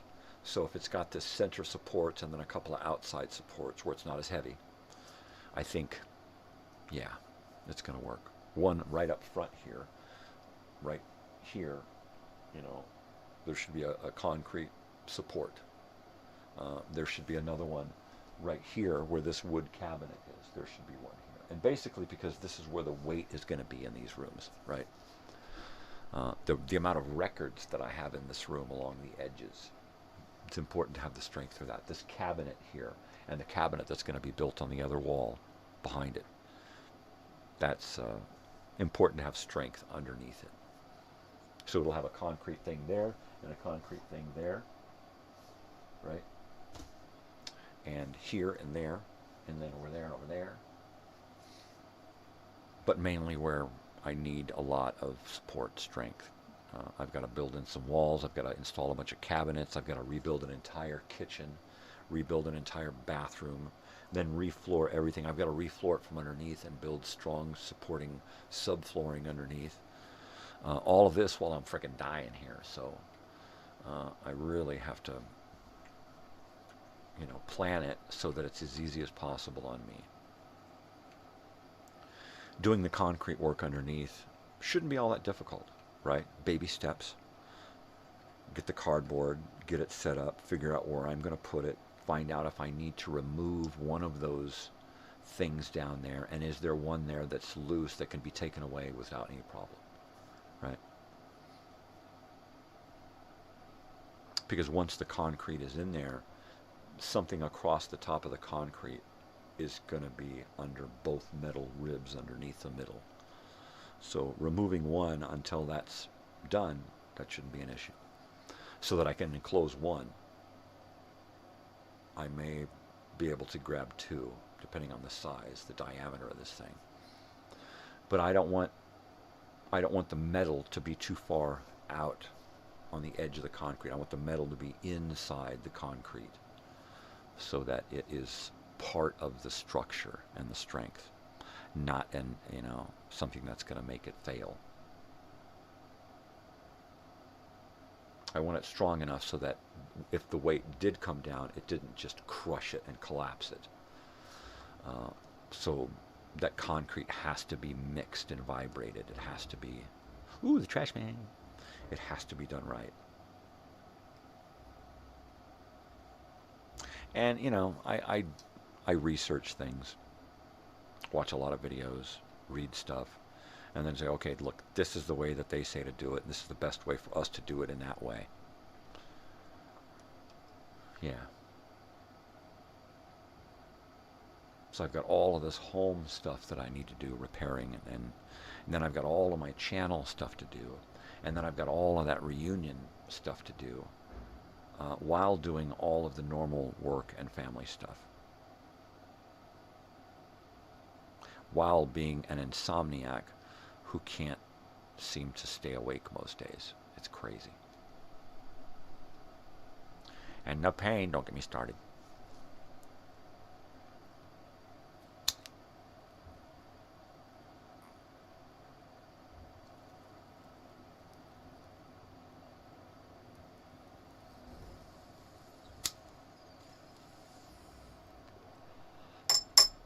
Because it's the trash man. Whoa, it's the trash man.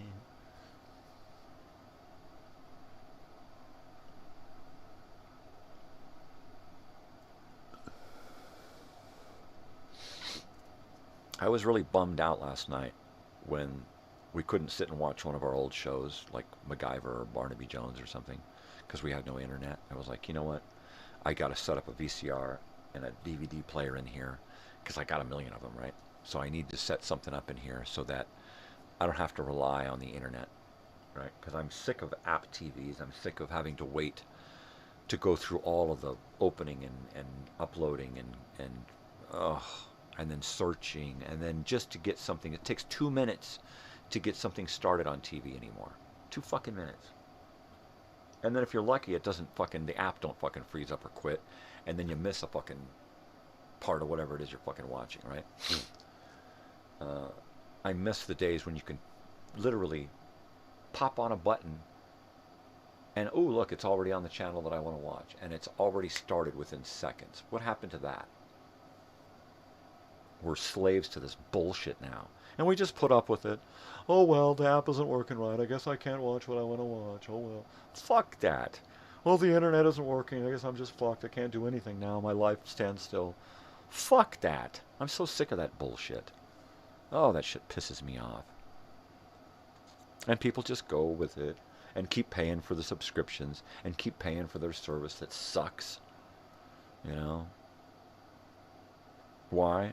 Because we have no choice. The lobbyists have already bought everybody off so that nothing can be changed to help us, the consumer, anymore. It's all about the fucking executive fucking corporate dick fuck, you know? Ugh.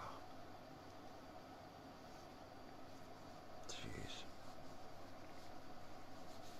So yeah, I'm gonna set up my TV over here, my 32-inch RCA color television, tube television, and I'm going to hook up my VCR, and as well, I think I'm going to hook up my DVD player to the other TV, wire both of them into the stereo so I can have the sound. I want the sound, you know, man. And then fucking let it go, man. Do my old school shit and not have to fucking, I mean, it's bad enough I'll have to start this thing up and take me a minute to get to the app to where I can watch the fucking VCR or the DVD player, right?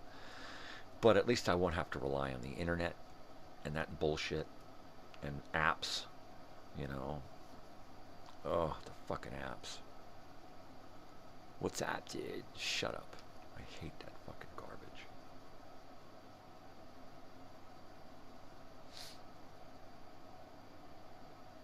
It's horrible. It's horrible.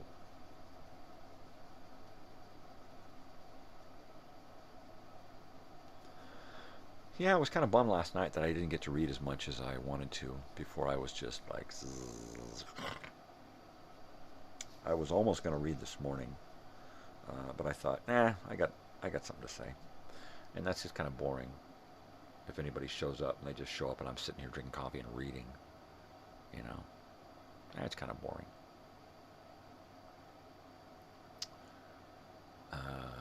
I need to do another camera bracket in here so I can get rid of this tripod next to me over here.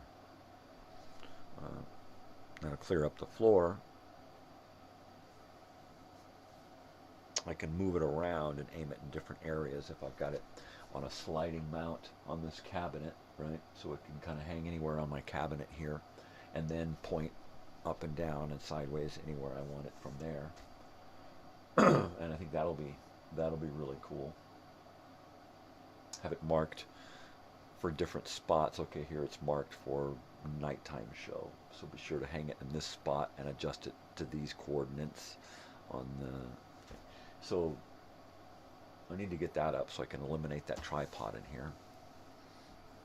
I've got the other two over here hanging up on the wall in some weird configuration.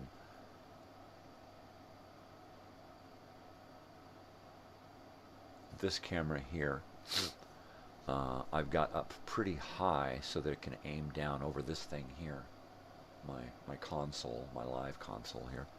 Because I wanted to get as much of this room as possible, and I can take this live console and push it a little further out, and you'll be able to see more of this room, but I wanted this camera to be able to show this room. If I pull it back a little bit toward the wall and open it up a little to this way, then we can actually see part of this cabinet here, as well as this, what we see here, right? This was my initial plan, because I wanted it to look like you see both sides of the room, right?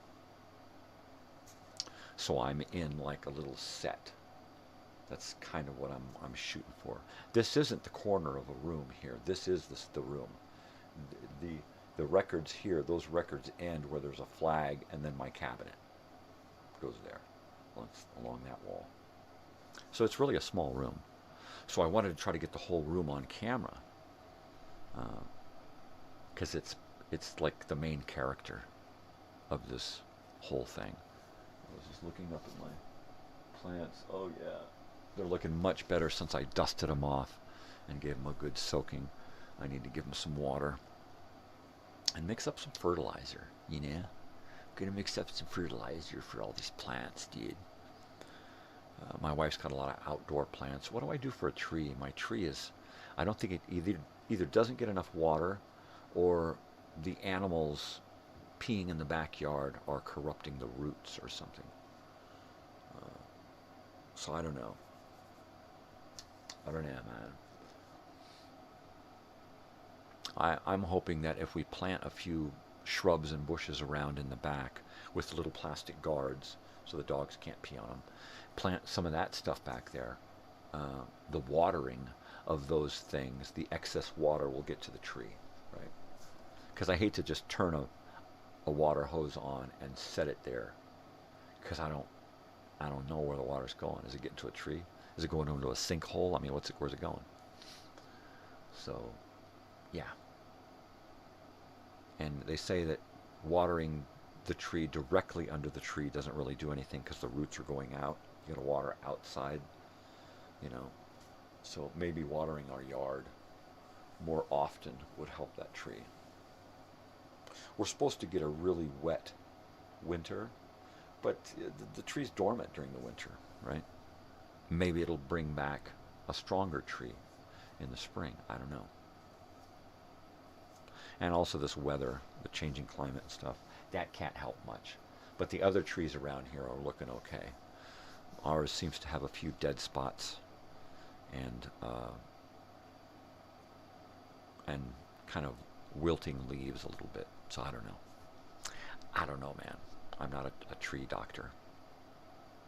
I just don't know.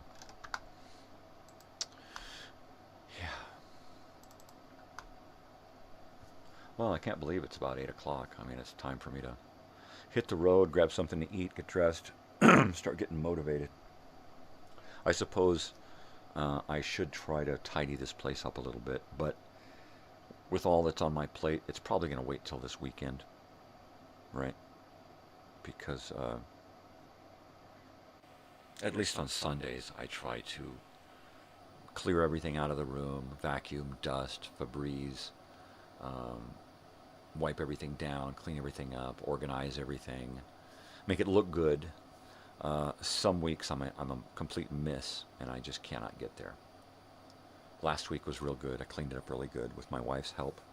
Her help was, you know, taking care of other stuff so I could do this.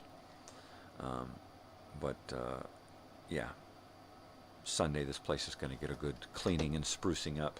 I wish I could have a guest, you know. I wish somebody would come over and hang out and do a live show with me. So, someday, perhaps. All right, let's go back here. And, oh, no, that's the wrong one. Let's go here. I'm going to set up this closing and say goodbye. Y'all know what to do. Be nice to each other. Be kind. Spread peace and love. Not bullshit. Go out there and do something for yourself, but do something to help others as well, because we're not alone. We really need to think about others, but most especially stay weird, because if you ain't weird, nobody's gonna do it for you. All right, people, thanks for joining me. Love you. Adios. See you in the morning.